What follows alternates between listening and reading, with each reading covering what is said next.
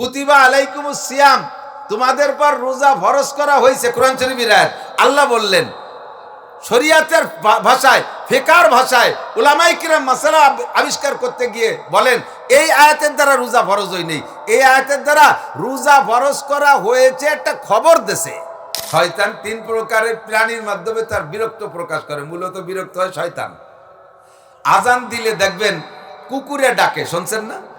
কি সুর দিয়ে করুণ ছুরি ডাকতে চালে থাকে, হু করে মুখ উঁচু হয়ে, মানে ওর মুখের ভিতরে শয়তান যাইয়া তার দুঃখটা প্রকাশ করে। কাজ হলো কি, মুয়াজ্জিন আজান দিল, মসজিদে মুসল্লি চলে আসবে, আমার তো বিশাল লস হয়ে যাবে, এই জন্য কান্তি তারে। তাও শয়তান তো আলাদা হয়ে কান্দে না, ও কুত্তর মুহির মধ্যে যে কান্দে, এই জন্য আজান দিলি কুত্ত ডাকে। 2 নম্বরে আমাদের দিক গাদা নাই, ইন্ডিয়া পাকিস্তানে গাদা আছে, এই আজান দিলি গাদা এরকম ধুমসা ডাকা ডাকতে চালে থাকে, গাদার মুখের মধ্যে যে শয়তান এরকম হাউকাউ করতে চালে থাকে। 3 নম্বরে বেহায়া বেশরম বেনামাজি মহিলারা আজান দিলে ওই সময় ওকে ঝগড়ায় সেট দেয়, ওই সময় ওরা ঝগড়া বাঁধায়, খুব কায়দা হয়ে যায় ওকে গায়ে, ওকে মুখের মধ্যে সেই সময় শয়তানে যাইয়া ওইভাবে পাম দিতে তালে থাকে আর সহ্যতি মানে সে ঝগড়া বাঁধাতে থাকে। তাহলে যারা ওই সময় চিল্লে পাল্লা আর মহিলারা বোঝা যাবে যে ওর কাঁধে আপাতত শয়তান আছে। এবার রমজান মাসে রোজার দিনে সাগরের পানি দিয়ে অজু বানাইতে গেলে কুলি করা লাগছে। কুলি করছে কেমন পানি দিয়ে, মিঠে পানি না লবণ পানি? আর এই যে লবণ পানি, সাগরের লবণ পানি দিয়ে কুলি করলে হলকুমের নিচে পর্যন্ত তিতি হয়ে যায় লবণে। আপনি আজকে ভ্যান দিয়ে বার হয়েছেন, দিন ভরে চালাইয়ে পাইছেন 1000 টাকা, পরের দিন যাইয়ে ভ্যান চালাইয়া সারাদিন ভরে পাইছেন 150 টাকা। এবার বাড়ি এসে যদি বোর কাছে গতকাল দিয়েছিলেন 1000, আজকে জমা দিলেন 150, বউ যদি আপনার ঝাঁটা দিয়ে দাবর শুরু হয়, বেটা কালকে 1000 আজ 150 টাকা, সেটা যদি আপনি মানিয়ে না নেন, যা তুমি আমার ঝাঁটা দিয়ে দাও, আমার বাজারে মাঠে রাস্তায় কি সব দিন একরকম ইনকাম হয়? তাহলে এবার আপনি ওই জায়গায় চলে যান, তরকারি কি সব দিন একরকম হয়? তাহলে তুমি কেন ঝগড়া বাঁধাও? যুগের বড় বড় ওলামায়ে কেরাম যারা আছে তারা বের করবে, এ ফতোয়া আপনি দেবেন না। চার দোকানে বসে এই মশালাই আমার কাছে একজন জিজ্ঞেস করছে, হুজুর নামাজের মধ্যে মোবাইল বাজে উঠলে কি এত্তি হবে? তা আমি ভাবতেছি যে এর জগৎ তো পণ্ডিতের জগৎ, টুয়োটা কইলে তো মানবে না, কাজে দলিল দিয়ে কইতে হবে। দলিল খুঁজতেছি, কোরআন শরীফের মধ্যে দিয়ে গুল্লি দিয়ে আসলাম, পালাম না। হাদিসের মধ্যে দিয়ে গুল্লি দিয়ে আসলাম, পালাম না। এখন তো একটা কায়দায় কইতে হবে। এর ফাঁকে দেখি 4 দোকানের মুফতি, বাপ রে বাপ, বিড়ি খাচ্ছে আর ফতোয়া দিয়ে ঝাড়িয়ে দিচ্ছে। বিড়ি দুমো আর মশালা একসাথে বক বক করে বেরিয়ে থাকে। হুজুর আপনি থামেন, আমি কই। আমারে থামাই দিয়ে কয় আমি কই। 70-80 বছর বয়সে গেলে একেবারে উপর দিক চাইয়ে, হ্যাঁ সময় মতো আসতে পারলাম না, উঠতে পারলাম না, এই হাই সাইডে নিচে একটা পেশাব কাটা আছে, হইতে পেশাব টেশাব করে দিলে এটা লাগবে। বয়স থাকতে যাইয়েন। বাঙালি হাজি রাজা একেবারে আগের কুরবানির গরুর মতো হলি। মুরব্বীকে মনে আছে নাকি? আগে কুরবানির গরু, কুরবানি দিতে কিরম গরু, একেবারে আথাল করে, যেটা আলে নাঙ্গলে সব কিছুতে বাদ পড়ে গেছে, দাও ওইটারে জবই দাও। গোস্ত যা একটু হতো 3-4 দিন সেদ্ধ হতে হতে, এরপরে গোস্ত খাতি গেলি দাঁত নড়িয়ে যেত। এইরকম বাকড়াই মাল আগে কুরবানিতে। ইদানিং তো আইডিয়ার পাল্লা চলতেছে মাশাআল্লাহ।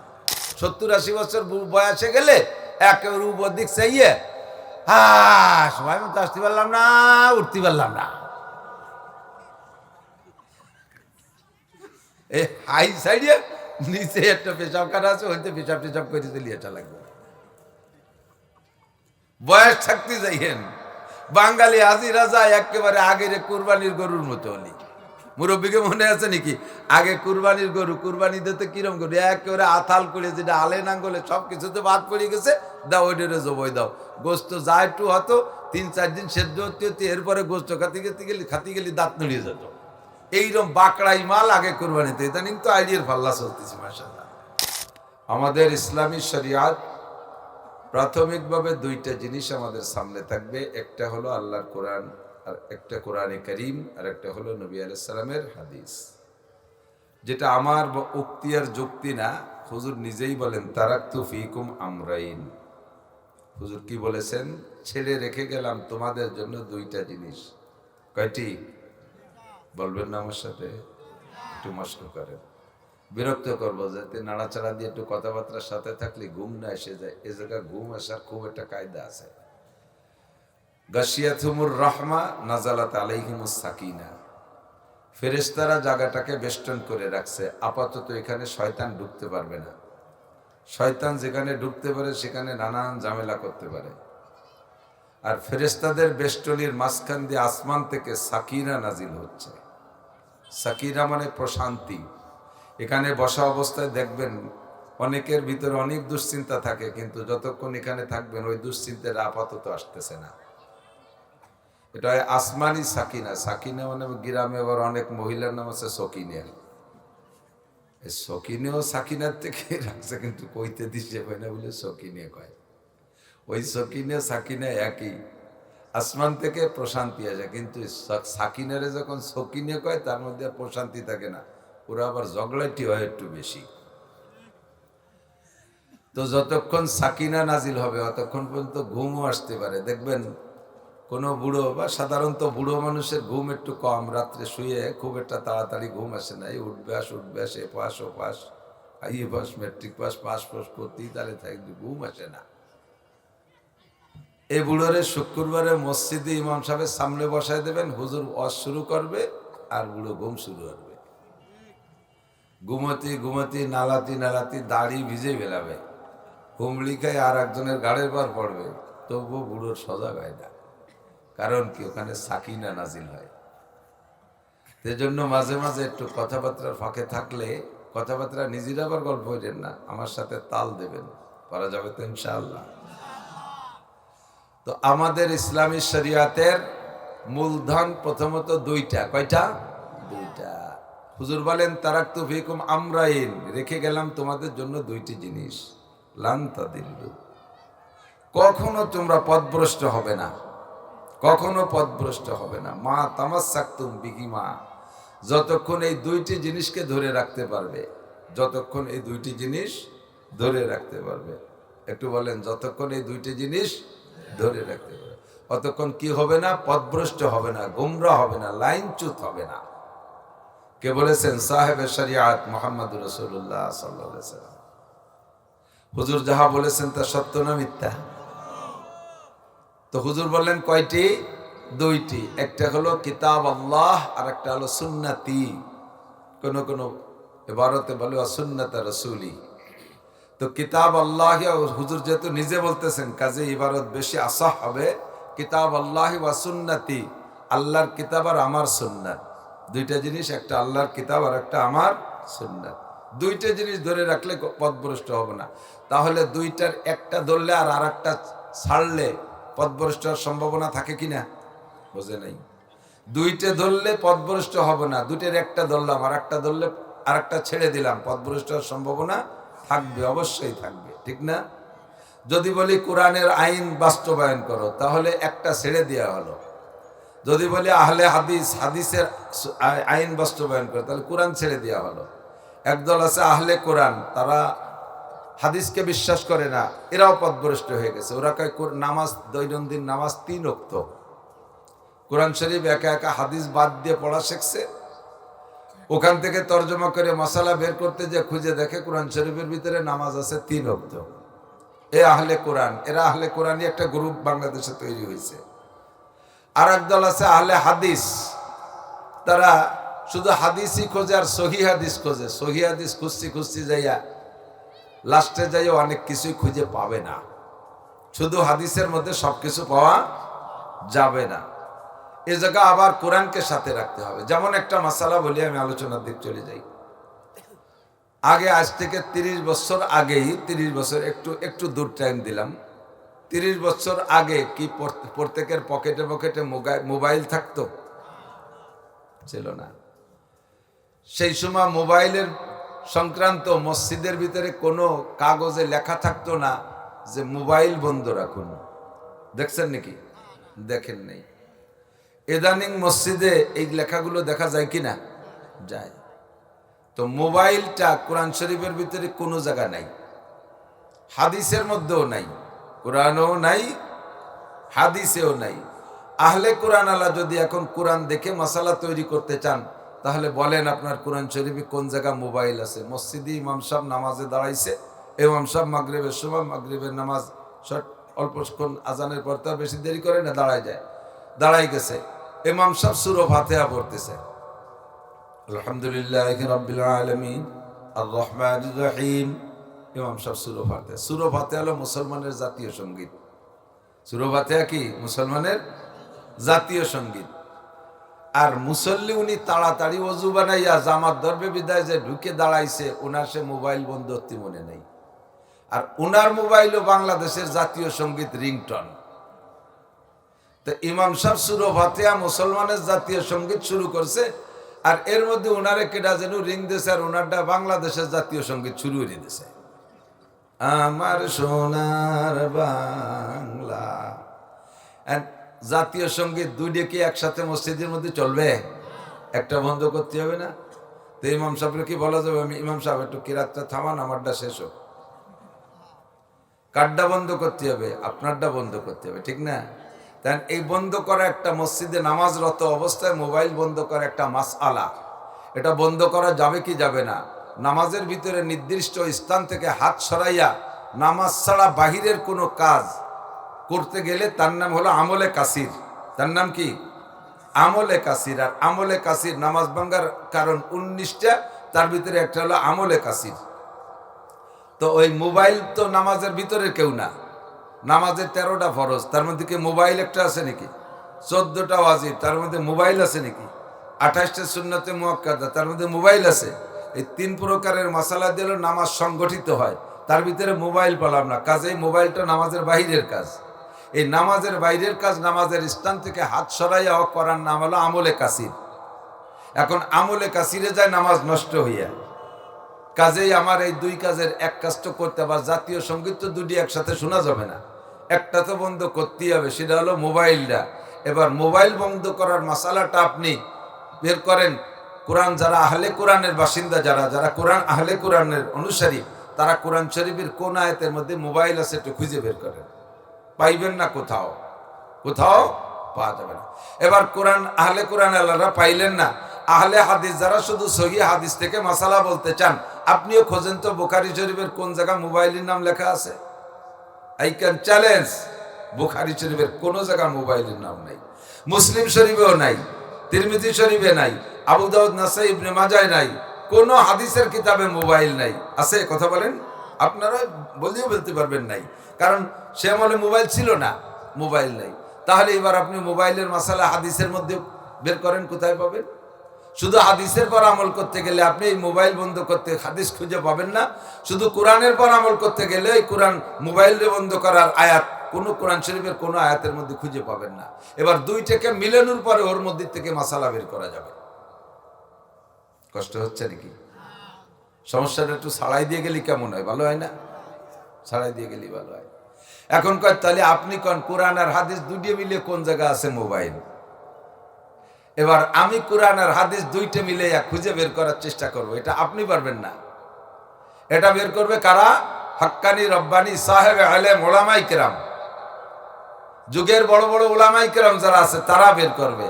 এই ফতোয়া আপনি দেবেন না। সাত দোকানে বসে এই মশালাই আমার কাছে একজন জিজ্ঞেস করছে, হুজুর নামাজের মধ্যে মোবাইল বাজে উঠলে কি করতে হবে? তা আমি ভাবতেছি যে এর জগৎ তো পণ্ডিতের জগৎ, টুয়োটা কইলে তো মানবে না, কাজে দলিল দিয়ে কইতে হবে। দলিল খুঁজতেছি, কোরআন শরীফের মধ্যে দিয়ে গুল্লি দিয়ে আসলাম, পালাম না। হাদিসের মধ্যে দিয়ে গুল্লি দিয়ে আসলাম, পালাম না। এখন তো একটা কায়দায় কইতে হবে। এর ফাঁকে দেখি সাত দোকানের মুফতি, বাপ রে বাপ, বিড়ি খাচ্ছে আর ফতোয়া দিয়ে ঝাড়িয়ে দিচ্ছে। বিড়ি দুমো আর মশালা একসাথে বক বক করে ফেরিতে চাই। হুজুর আপনি থামেন, আমি কই। আমারে থামাই দিয়ে কয়, আমি কই। ফতোয়া দিয়ে যাচ্ছে, এই অধিকার আপনার নাই। এটা আল্লাহ তাআলা কোরআন শরীফে কে ফতোয়া দেবে, নতুন মশলা বানাইতে হলে কে বানাবে, এটা আল্লাহ তাআলা শিখিয়ে দিয়েছে কোরআন শরীফে। আমি ওখানে চলে গেলাম কোরআন শরীফের ভিতরে। আল্লাহ পাক বলেন, কুল আতিউল্লাহ ওয়া আতিউর রাসূল ওয়া উলিল আমরি মিনকুম।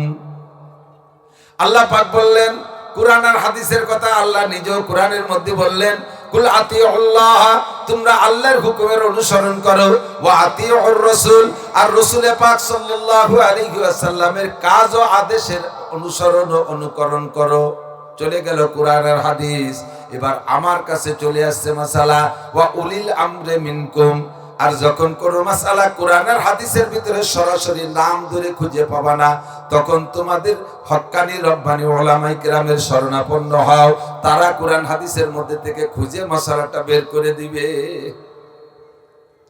এবার হক্কানি উলামায়ে কেরামের দায়িত্বে চলে আসছে এই মাসালা।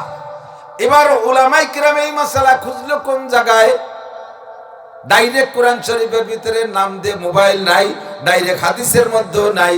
এবার হাদিস আর কোরআনকে মিশাইয়া ওর ভিতরে থেকে মাসালার খুঁজতে হবে অন্য কায়দায়। ইমামে আবু হানিফা রহমাতুল্লাহ আলাইহির সময়, খেয়াল করেন, এই সবাই শুনতেছে? ইমামে আবু হানিফা রহমাতুল্লাহ আলাইহির সময় একটা মাসালা সারা মধ্যপ্রাচ্য জুড়িয়ে ছড়াই গেছে, জবাব কেউ খুঁজে পাচ্ছে না। মাসালাটা ইস্তেফতা, ফতোয়া জিজ্ঞাসা। হুজুর, রমজান মাসেই আসছে ফতোয়াটা। একটা লোক বড় উশৃঙ্খল, উগ্র মেজাজি, এরকম মানুষ আমাদের এলাকায় আছে।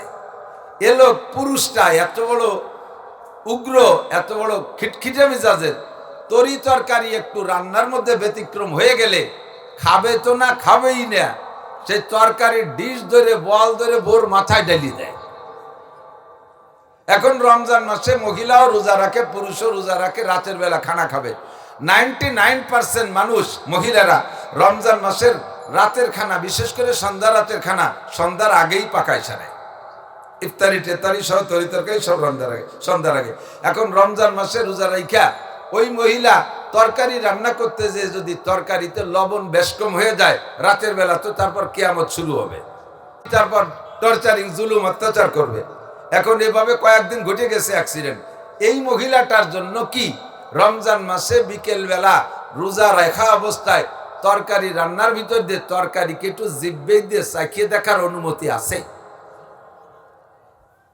লবণ হলো কি হলো না? আল্লাহর কসম, ডাইরেক্ট এই ভাষা যে কোরআন শরীফের কোনো আয়াতে লেখা নাই। আল্লাহর কসম, ডাইরেক্ট এই ভাষা দিয়া হাদিসেরও কোনো হাদিসের মধ্যে খুঁজে পাওয়া যাবে না। আর মাসালা জিজ্ঞেস করতে বলছে, হুজুর কোন কোন জায়গা কোরআন আর হাদিস? হুজুর নিজেই বলছেন কোন কোন জায়গা কোরআন আর হাদিস। এই কোরআন আর হাদিস গাইটে গুটে তৎকালীন মুহাদ্দিসিন মুফাসসিরিন যারা আছে, এই মাসালা কোথাও খুঁজে পাই নাই। আর ওই মহিলার পিঠ বাঁচানোরও কোনো ব্যবস্থা তালাশ করে পাচ্ছে না। ওদিকে রায় চলিত, তারপর জুলুম শুরু হয়ে যাবে, তরকারিতে নুন কেন কম হয়েছে। সারা মুহাদ্দিসিন উলামায়ে কেরামরা ঘেটে ঘুটে না পাইয়া এরপরে আইসে ইমামে আবু হানিফা রহমাতুল্লাহর কাছে, ও হুজুর, জামেল এতটা পড়ে গেছি, মাসলা তো কোরআন আর হাদিসে পাইলাম না। আর আল্লাহ পাক, আল্লাহর নবী বলেছেন তোমাদের জন্য দলিল হলো কোরআন আর হাদিস, তো এখন এই মাসালাটার কি উপায়? তো ইমামে আবু হানিফা বলতেছেন, আরে কপাল, এ মাসলা দিয়ে হাদিসেই আছে। মুহাদ্দিসিন যারা, আইম্মায়ে হাদিস, হাফিজুল হাদিস যারা ছিল, সবার মাথায় ধরে বাস পড়ছে, কয় কি বুড়ো, সব হাদিস আমাদের চোখের সামনে, কোনো হাদিসে খুঁজে পেলাম না, আর উনি কয় হাদিসের মধ্যে আছে। হুজুর বললেন, মিয়া আসো তাহলে একটু খুঁজে দেখি পাই কোন জায়গা।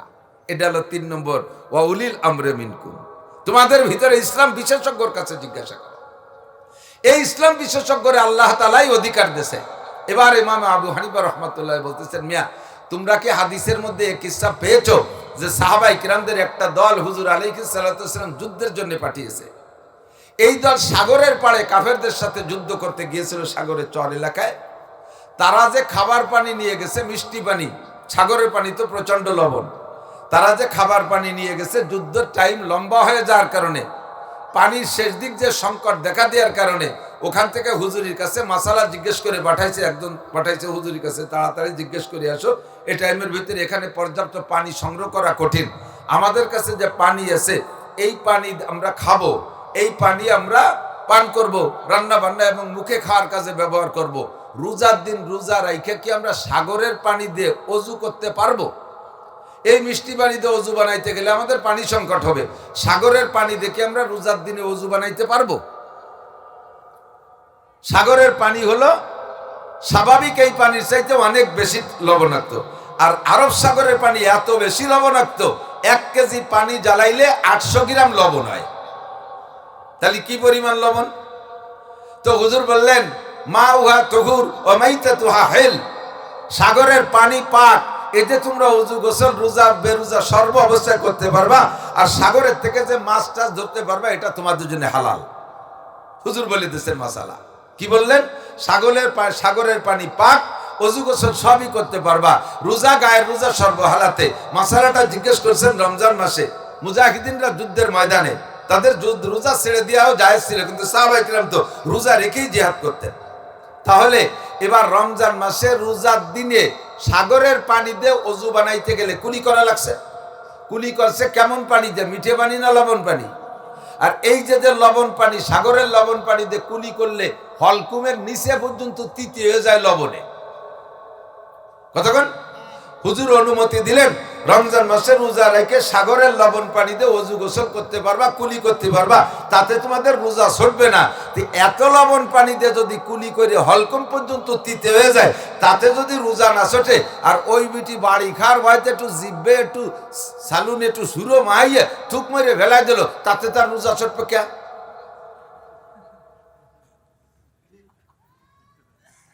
বুঝছেন এবার?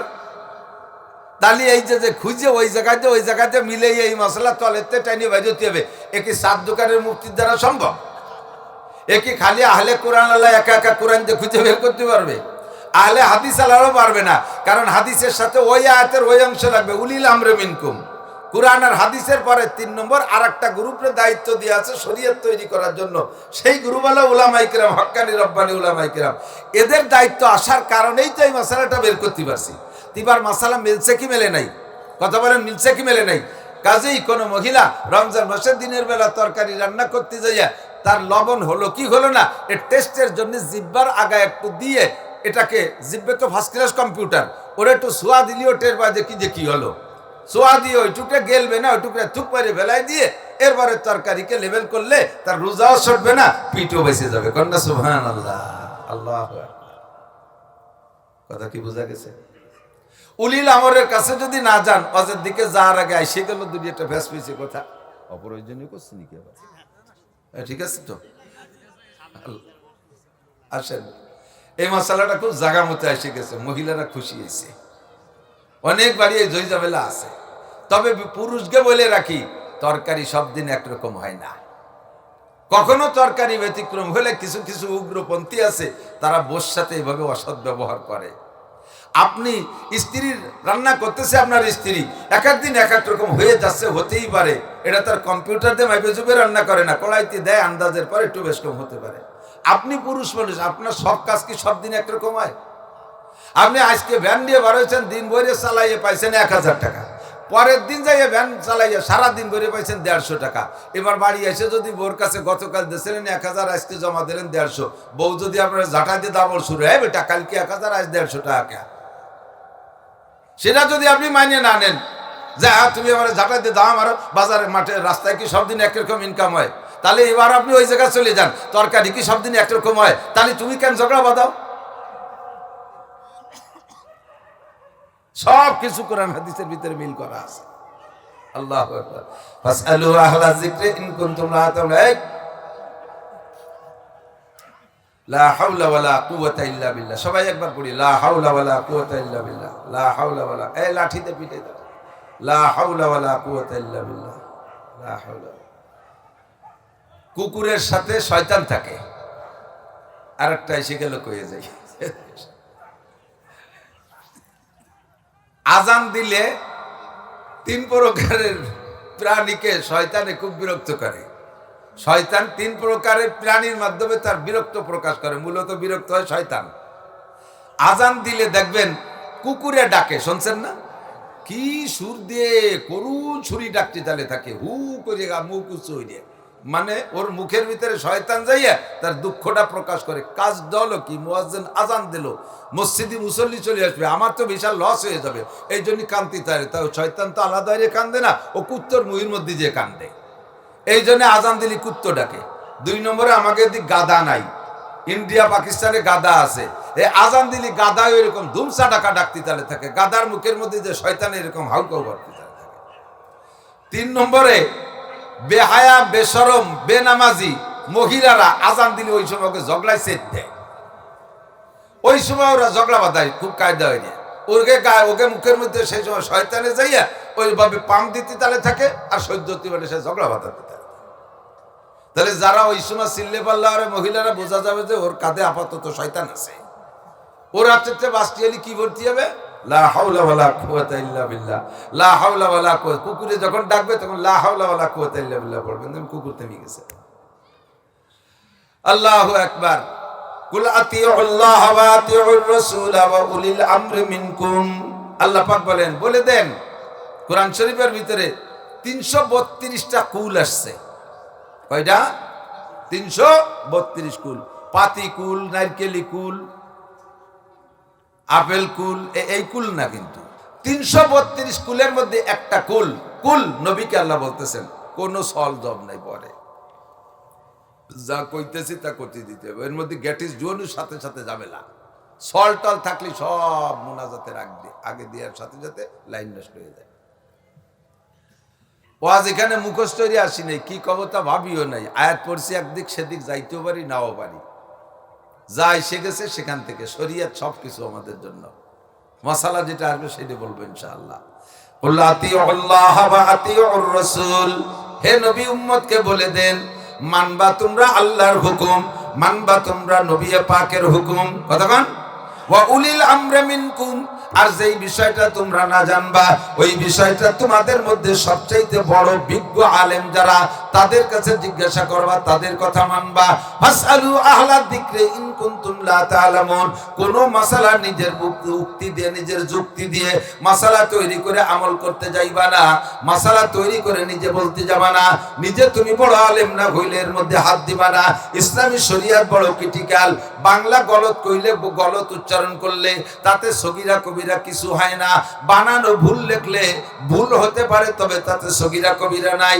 পয়াকারে পান দন্ত নয়ের শিকারে নি পানি, পয়াকারে পা দন্ত নয়ের শিকারে নি পানি। পানি মানে পানি। আবার এই পানি যদি আমি বা এক গ্লাস পানি খাবো, তার গায়ে লিখে নিলাম পয়াকারে পা মূর্ধন্য নয় দীর্ঘিকারে নি, তাতেও কি উচ্চারণ হবে? পানি উচ্চারণ হবে, পানি উচ্চারণ হবে। তবে এবার এই ভুল লেখার কারণে কি পানি খাওয়াতে কোনো সমস্যা হবে? ভুল লেখার কারণে কোনো সগীরা কবিরা হবে না। কিন্তু আরবিটা বড় ক্রিটিক্যাল। একটা জেরের জায়গা জবর হয়ে গেলে আকাশ পাতালের পার্থক্য হয়ে যায়, আকাশ পাতালের পার্থক্য হয়ে যায়। একটু টানের জায়গা না টানলে আকাশ পাতালের পার্থক্য হয়ে যায়। ঈমান পর্যন্ত নষ্ট হওয়ার সম্ভাবনা থাকে। দোয়া কুনুতের মধ্যে আপনি বলেন, অনাশকুরুকা ওয়ালা নাকফুরুকা, ওয়ানাশকুরুকা ওয়ালা নাকফুরুকা। আল্লাহ তোমার নিয়ামতের শুকর আদায় করি, ওয়ালা নাকফুরুকা, জীবনে তোমার কুফরি করিব না, তোমার নাফরমানি করিব না। এগুলো দোয়া কুনুতের এই অংশের তরজমা। আপনি যদি পড়েন ওয়ানাশকুরুকা ওয়ালা নাকফুরুকা, ওয়ানাশকুরুকা ওয়ালা নাকফুরুকা, লারে যদি না টান দেন, তরজমা কি হবে?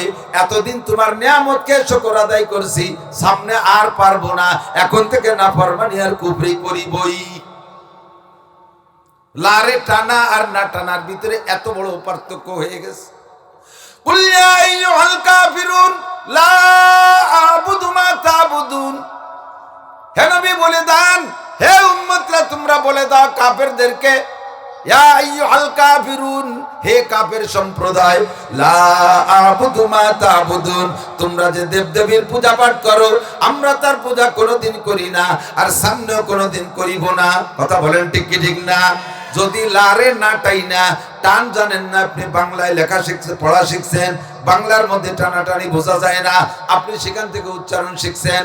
কুল ইয়া আইয়ুহাল কাফিরুন লা আ'বুদু মা তা'বুদুন, লারে না টেনে যদি লা আ'বুদু মা তা'বুদুন পড়েন, তরজমা হবে, হে হিন্দু ভাইরা, এতদিন মূর্তি পূজা তোমরা কারা করেছো, আগামী থেকে আমি অবশ্যই তোমাদের সাথে পূজা করিবই।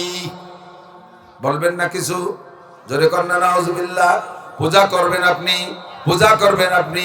আপনি লারে না টানলে তরজমা কিন্তু এই হইছে। এবার হয়তো আপনি বলবেন, আমি যদিও লারে টানি নাই, তরজমা যদিও ভুল হয়ে গেছে, লারে না টানার কারণে তরজমা ভুল হইছে, তাই বলে কি আমি মূর্তি পূজা করতে যাই নাকি? তা আমি মুখে একটু ভুল বলছি, অরিজিনাল তো আমি কোনোদিনই মূর্তি পূজা করতে যাব না। তো এই ভুলে আমার এভাবে মুশরিক বলবা কেন? এটা আমার ভুল হবে কেন? যদি এই জায়গা আপনার ভুলটারে স্বীকার না করেন, এ ভুলে আমার কি ভুল হবে, এই ভুলটা ভুল হবে না, তাহলে আপনি আসেন আর এক জায়গা বাংলায় দিয়ে আপনারে বুঝাই দেই। মা আপনার মা হয়, আমাদের সকলের মা মায় হয়, বাপের মধ্যে সন্দেহ থাকলেও মার মধ্যে তো সন্দেহ নাই। মার পেটেই জন্ম নিছি, বাপের মধ্যে সন্দেহ থাকলে মার মধ্যে সন্দেহ নাই। মা আমার মা হয়, আগেও মা, আইজো মা, ভবিষ্যতেও মা।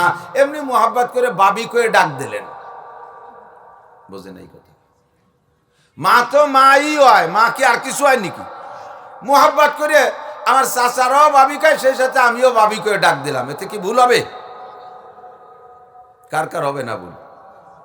ভুল হবে কি না? তা আপনি না, মা তো মাই হয়, কলি কি মা বাবি হয়ে যাচ্ছে নাকি? তা কইলেই যদি ভাবি না হয়, তা এবার সমাজে তো এটাকে ভুলই বলবে, সবাই আপনাকে ধিক্কার দেবে। তুই কি আবাল নাকি? তুই কি বলো দেখি, মারে ভাবি কুসকা, মারে ভাবি কইলে যদি ভুল। আর তার চাইতে আর একটা গাড়োরটা কথা কই দিই, বউ তো বউই হয়, তালাক দেন নাই, বউ বউই আছে, এমনি মোহাব্বত করে মা করে ডাক দিলেন, ভুল হবে? ভুল হবে? বউ তো বউই, একটু মুখ দিয়ে কলি কি ভুল হয়ে গেল নাকি? অবশ্যই ভুল হবে। এ জায়গা যদি ভুল হয়, ও জায়গা আপনার ভুলই হবে। লারে নাটাই না পড়লে যেই ভুলটা ওই ভুল ভুলই হবে, আপনার নামাজ হবে না। একে বলে লাহানে জলি। কথা বলেন, কুল আতিউল্লাহ ওয়া আতিউর রাসূল ওয়া উলিল আমরি মিনকুম ফাসআলু আহলা যিকরি ইন কুনতুম লা তা'লামুন। যে বিষয়টা তোমরা না জানবা, জাননেওয়ালাদের কাছে জিজ্ঞাসা করে মাসালা জেনে নিবা। আল্লাহর হুকুম ফাসআলু, উলামায়ে কেরাম জানে শরীয়তের মাসালা তৈরি করার জন্য ক্লাসিফিকেশন আছে। কুরআন হাদিসের ভিতরে ভাগ করা নাই যে এই কটা ফরজ, ফরজ নামকে ফরজ সব জায়গা ভাগ করা নাই। ফরজ আর ওয়াজিব আর সুন্নাত এগুলোকে ভাগ করতে হয় উসুলের দৃষ্টিতে, সূত্র ধরে ভাগ করা লাগে। কুরআন শরীফ দলিলের ভিতরে, কুরআন আর হাদিসের ভিতরে দলিল যদি হয়, আলেম তালবে আলেমরা খেয়াল করেন, আপনাদের জন্য একটু একটু কঠিন হচ্ছে, সামনে গেলে সাফ হয়ে যাবেন ইনশাআল্লাহ। খেয়াল করেন, শরীয়তের মাসালা ফরজ প্রমাণিত হয় কোন হুকুমের দ্বারা? কুরআন শরীফে আছে কুতিবা আলাইকুমুস সিয়াম, তোমাদের পর রোজা ফরজ। রোজা কুতিবা আলাইকুমুস সিয়াম, তোমাদের পর রোজা ফরজ করা হয়েছে। এই আয়াতের দ্বারা কিন্তু রোজা ফরজ হই নেই। না জড়াই গড়াই নসিনিকা আমি তো বুঝতে পারতেছি না, আপনারা কি টের পাচ্ছেন আমি কি করতে যাচ্ছি? কুতিবা আলাইকুমুস সিয়াম, তোমাদের পর রোজা ফরজ করা হয়েছে। কোরআন শরীফের আয়াত।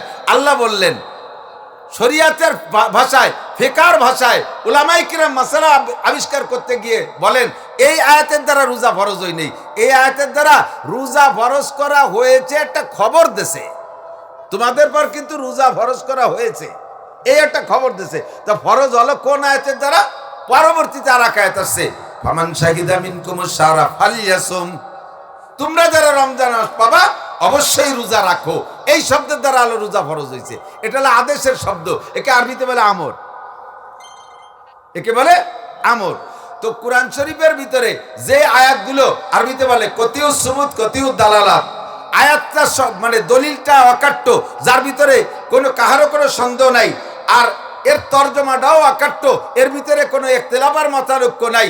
এইরকম আয়াত আর এইরকম দলিলের ভিতরে যদি আদেশের শব্দ আসে, হুকুমের শব্দ আসে, তার দ্বারা ফরজ হয়, তার দ্বারা ফরজ হয়। তো আল্লাহ পাক বলেন ফাসআলু, সাআলা ইয়াসআলু, জিজ্ঞাসা করা, ফাসআলু আদেশের শব্দ, জিজ্ঞাসা করো, জিজ্ঞাসা করো।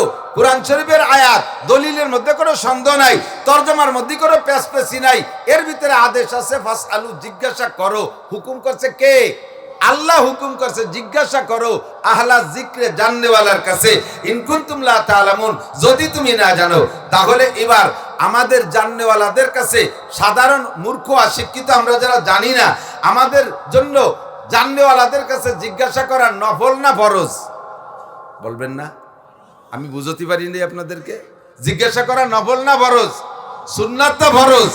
কাজেই এই যে ইমাম মানা ফরজ বলা হয়, ইমাম মানা ফরজ, এই আয়াতের দ্বারা ইমাম মানা ফরজ। ইমাম সাহেব জানে সবকিছু। ইমামে আবু হানিফা রহমাতুল্লাহ আলাইহি, শাফিঈ আহমদ মালিক রহিমাহুমুল্লাহ, এনরা বহুত বড় বড় বিজ্ঞ আলেম, কুরআন হাদিসের গহ্বর তলদেশে ডুবাই যাইয়া শরীয়তের যত ছোট বড় মাসালা আছে সব বের করে প্লেটে করে রাইখা গেছে। আমরা কোনো মাসালা না জানলে ওনাদের কাছে প্রত্যাবর্তন করা, ওনাদের কাছে জেনে জিজ্ঞাসা করে নেওয়া ফরজ। বর্তমান সময়ে যারা বড় আলেম আছে আমার বাংলাদেশে বড় আলেম যারা আছে তারা এখন তো ইমাম আবু হানিফা, শাফি, আহমদ, মালিক নাই।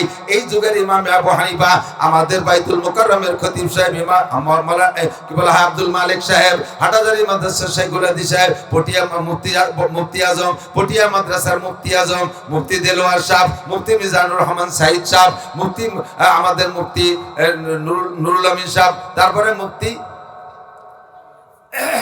দরজা মাদ্রাসার মুহতামিম মুজিবুর রহমান সাহেব। আপনাদের এলাকার জন্য আবু হানিফা মুফতি মুজিবুর রহমান সাহেব, এনাদের কাছে জিজ্ঞাসা করে মাসালা জেনে নিয়ে পড়ো। সামনের দিকে গেলে আরো কঠিন হয়ে যাবে, বিদাওদিক যাব না। তাহলে আমাদের শরীয়তের বিধিবিধানের দলিল কয়টা পাইলাম? তিনটে। এক নম্বরে কোরআন, দুই নম্বরে হাদিস। এই দুটি আল্লাহ আর রসুল বলেছেন।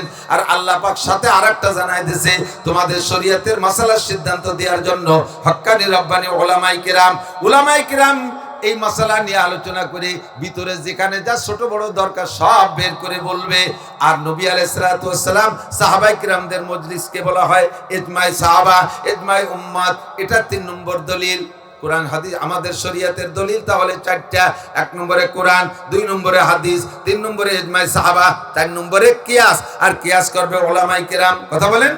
এই কোরআন শরীফ আমাদের কাছে আসছে কিভাবে সেইটা বলবো বলি কি দেখি রে সরাই বড়াই নইছি খানিক জায়গায় চলে এসে এদিকে আসেন। নবী আলাইহিস সালাতু ওয়াস সালাম 40 দিন পর্যন্ত আল্লাহকে খোঁজার জন্য জাবালে নূর গারে হেরা, হাজী সাহেব আছেন নাকি কেউ? হাজী সাহেব থাকলে জানেন জাবালে নূর, নূর পাহাড় মক্কায়, এর ভিতরে একটা গুহা আছে গারে হেরা। গার মানে গুহা, হেরা গুহা বলা হয় যাকে। পাহাড়টার নাম জাবালে নূর। আল্লাহ পাক আমাকে একবার যাওয়ার তৌফিক দিয়েছেন। প্রথম যখন হজে গেছি 2013 সালে, সেই সময় 40 কেবল পার হয়েছে বয়স। সেই সময় শক্তি ভালো ছিল, সাহস করে উঠে গেছি আলহামদুলিল্লাহ। ফজরের নামাজ মক্কায় পড়িয়া তারপরে ভোরে ভোরে গাড়ি নিয়ে চলে গেছি। যাইয়া গাড়ি পাহাড়ের যতদূর উঠা যায় গাড়ি নিয়ে অতদূর গাড়ি নিয়ে উঠছি। তারপরে একটু রওনা দিছি পায়ে হেঁটে, 3 জন, তার ভিতরে আমি একটু হালকা পাতলা বেশি। আমার লাগছে 45 মিনিট, বাকি 2 জনের লাগছে আরো 15 মিনিট বেশি। উঠে চলে গেছি। যাওয়ার সময় দেখে গেলাম এক পাকিস্তানি, এই মোটা, এত বড় ভুড়ি, হাঁটতে হাঁটতে গাইমিয়া, টুপি খুলছে, রুমাইল খুলছে, জামা খুলছে, গেঞ্জিও খুলছে, পেটের পাশ দিয়ে গাম বেয়ে পড়তেছে, মুখটা ঝরতেছে, লাল টকটকে মানুষ, এত বড় ভুড়ি, নাভি হাতে লাগল পায় না একদম।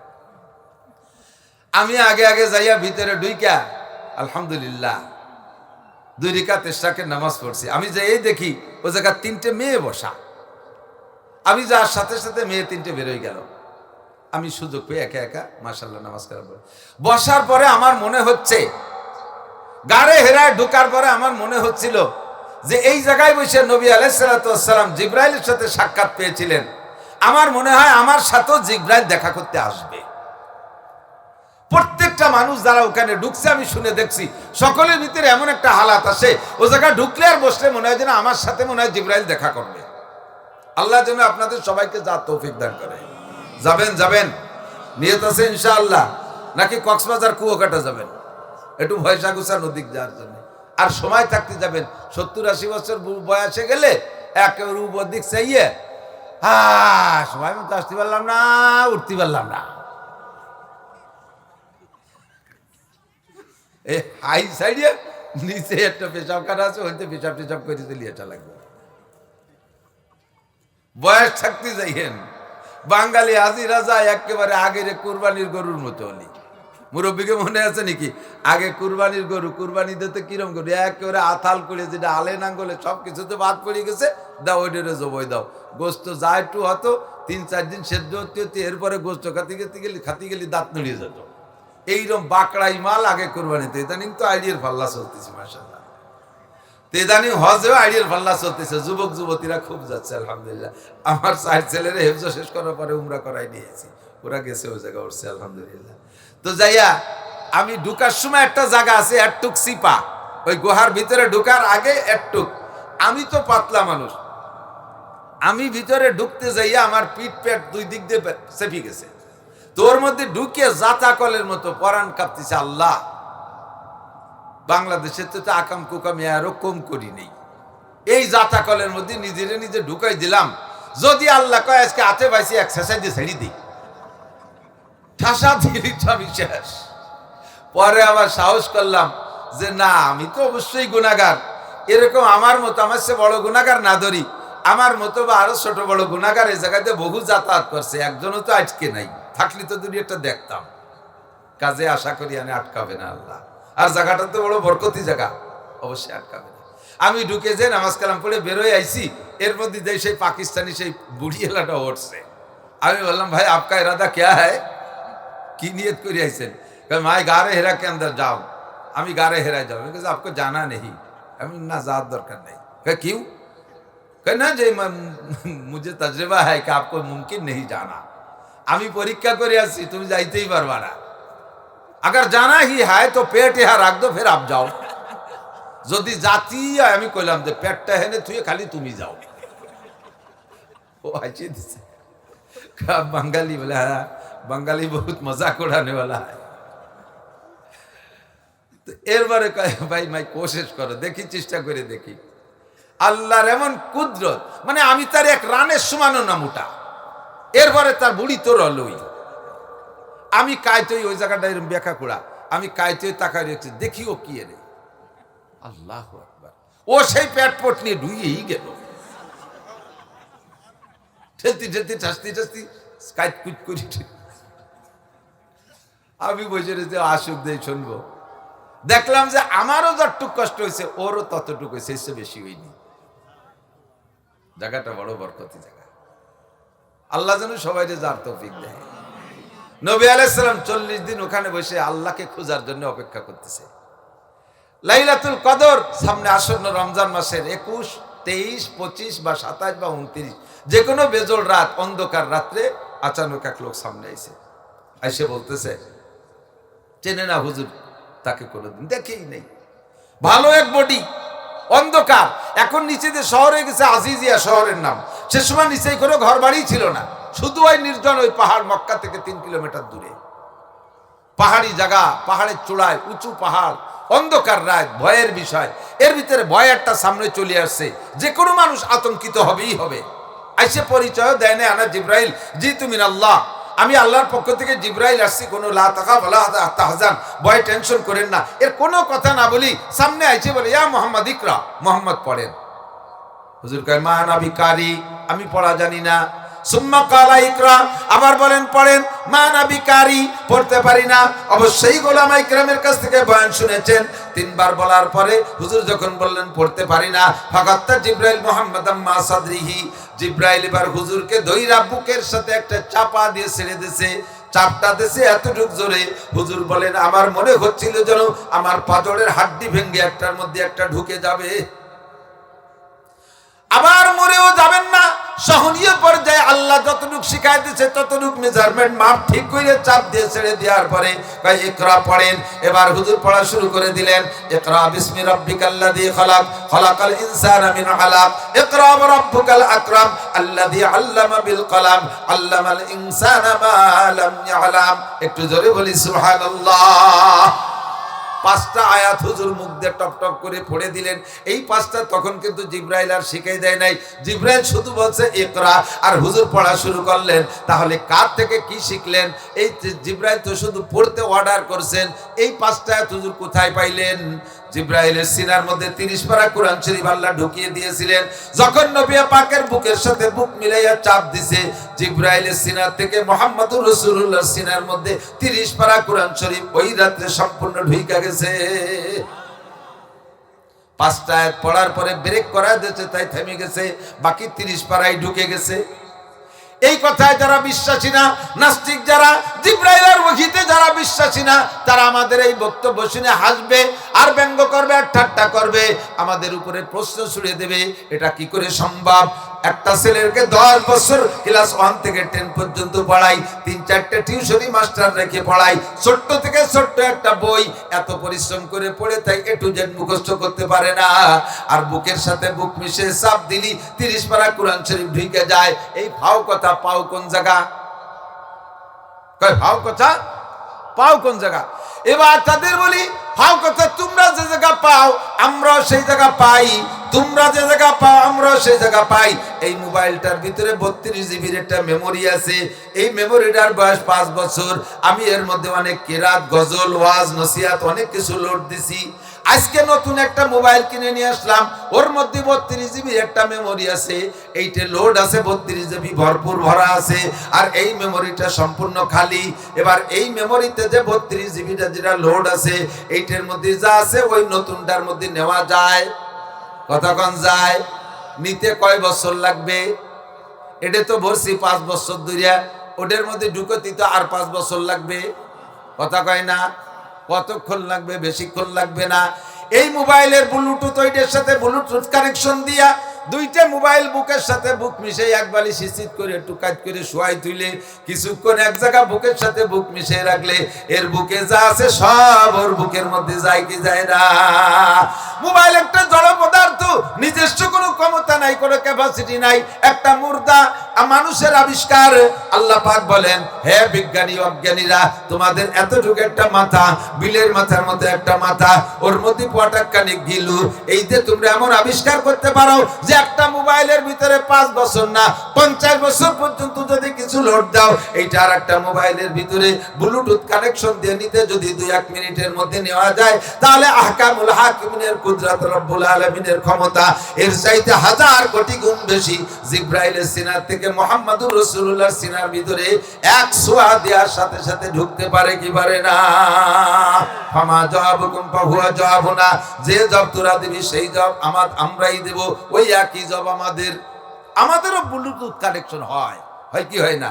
কাজেই এটা হলো সিস্টেম, এটা হলো সিনার থেকে এলএম যায় সিনার থেকে সিনার মধ্যে, এলএম যায় সিনার থেকে সিনার মধ্যে। নবী আলাইহিস সালাতু ওয়াস সালাম বয়ান করেন, আমার দিক হুজুর বয়ান করেন, সাহাবায়ে কিরাম এরকম দূরে দূরে বসা, হুজুরের আকর্ষণে সাহাবায়ে কিরাম শুধু সামনের দিকে আগাইতে থাকে, চুম্বক আর লোহার আকর্ষণের মতো। ইতিমধ্যে পিছনে আসলেন এক ভদ্রলোক, মজলিসটা সম্পূর্ণ ঘন ঘন করে ভরপুর, পিছনে অনেক জায়গা আছে, পিছনে না বইসা উকি মারে দেখতেছে মাঝে কোনো ফাঁকা আছে কিনা। কিন্তু সাহাবায়ে কিরাম এমন ঘন করে বসতেন, দুইজনের মাঝখানে একটা আঙ্গুল ঢুকানোর ফাঁকা থাকতো না। উনি মাঝখানে ফাঁকা না পাইয়া উকি মেরে দেখে হুজুর আর সামনে যেই সাহাবা বসা আবু বকর, দুইজনের মাঝখানে একটা সিট খালি আছে। উনি হাত ঢুকাই দিয়ে ফাড়তে ফাড়তে মাঝখানে আইসা হাত্তা জালাসা ইলান নবী সাল্লাল্লাহু আলাইহি ওয়াসাল্লাম ওয়া আসনাদা রুকবাতাইহি ইলা রুকবাতাইহি ওয়া যাকাফাইহি আলা ফাকিজাইহি, উনার রান হুজুরের রানের সাথে হাঁটু হুজুরের হাঁটুর সাথে মিশিয়ে দিয়ে বসলেন, আর হাত দুটো রানের উপরে রাখলেন, একেবারে মাঝখানে কোনো ফাঁকা রাখলেন না।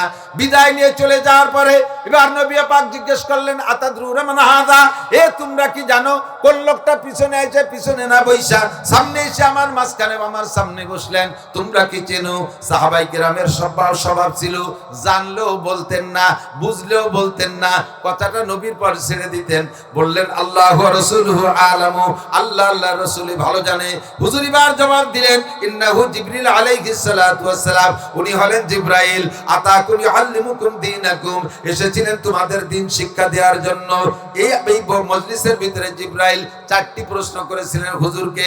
1 নম্বরে মাল ঈমান, ঈমান কি জিনিস? 2 নম্বরে আমাল ইসলাম, ইসলাম কি জিনিস? 3 নম্বরে আমাল ইহসান, ইহসান বা ইখলাস কি জিনিস? 4 নম্বরে মাতাসা, কিয়ামত কবে হবে? এই 4টি প্রশ্ন করে তারপরে চলে গেলেন। হুজুর বললেন, উনি এসেছিলেন তোমাদের মাঝে তোমাদেরকে দ্বীন শিক্ষা দেওয়ার জন্য। সিস্টেম কি? বক্তার শ্রোতা কিভাবে বসবে, উস্তাদ আর ছাত্র কিভাবে বসবে, পীর আর মুরিদ কিভাবে বসবে, শ্রোতারা বক্তার কাছে কিছু জিজ্ঞাসা করতে হলে কিভাবে করবে, ছাত্র উস্তাদের কাছে জিজ্ঞাসা করতে হলে কিভাবে জিজ্ঞাসা করবে, প্রশ্ন ঢং কেমন হবে, জিজ্ঞাসাটা কেমন হবে। লা তাসআলু আনা শিয়া ইন তুবদালাকুম তাসুকুম, আল্লাহ কোরআনে কারীমের মধ্যে বলেন, কাহারো কাছে কিছু জিজ্ঞাসা করতে গেলে ওই জিজ্ঞাসাটা নিয়ে তুমি আগে ভাববা, এই জিজ্ঞাসাটা করলে কি প্রয়োজন আর না করলে কতটুকু ক্ষতি, করলে কি লাভ, তার জবাব জানতে পারলে আমার কি লাভ, আর যদি এই প্রশ্নটা না করি তাহলে আমার কোনো ক্ষতি আছে কিনা। যদি নিজের কোনো ক্ষতি না থাকে আর ওইটা জানার মধ্যে যদি কোনো লাভ না থাকে, তাহলে জিজ্ঞাসা করার দরকার নাই। বুঝেন নাই? একটু পরিষ্কার একটু উদাহরণ দিলে জরবুল কি বলা হয়, সূরাতে মাসালা বলি। আমি আসছি, কখন আসছি এটা তো আমার গড়ি ধরে আসা মনে নাই। আসার পরে আইসে জিজ্ঞেস করে, হুজুর আইছেন? সামনে দেখতেছে, দেখি হুজুর আইছেন, আসছেন। এরপর হুজুর কখন আসছেন? এইটা যদি আমি আপনার জবাব দেই তাতে আপনার কি লাভ? আমি বললাম 7:30টায় আসি, এ শুনি আপনার লাভ কি? যদি না শুনতেন তাতে লস কি? লাভও নাই লসও নাই। এই ভাব কথাটা কইয়ে এই আমল নামারে বুঝা বানান কে? ওটা তো কইলেই লেখা হয়ে যায়। এই কথাটা কি দরকার? হুজুর আজকে কি আর মাহফিল ছিল? সামনে কি আর মাহফিল আছে? কে আপনি কি সেইটা যে ওয়াজ করবেন নাকি আমার জায়গায়? যেটা ছিল সেটা থেকে টাকা কালেকশন করতে যাবেন নাকি? এই কথাটা জিজ্ঞাসা করার কি দরকার? আলী হোসেন শাহ হুজুর আপনাদের এলাকাতে ছিলেন যশোরে। উনি ওয়াজের পরে এক জায়গায় বসে ভাত খাচ্ছে। একজন এসে কয়, হুজুর কি করেন?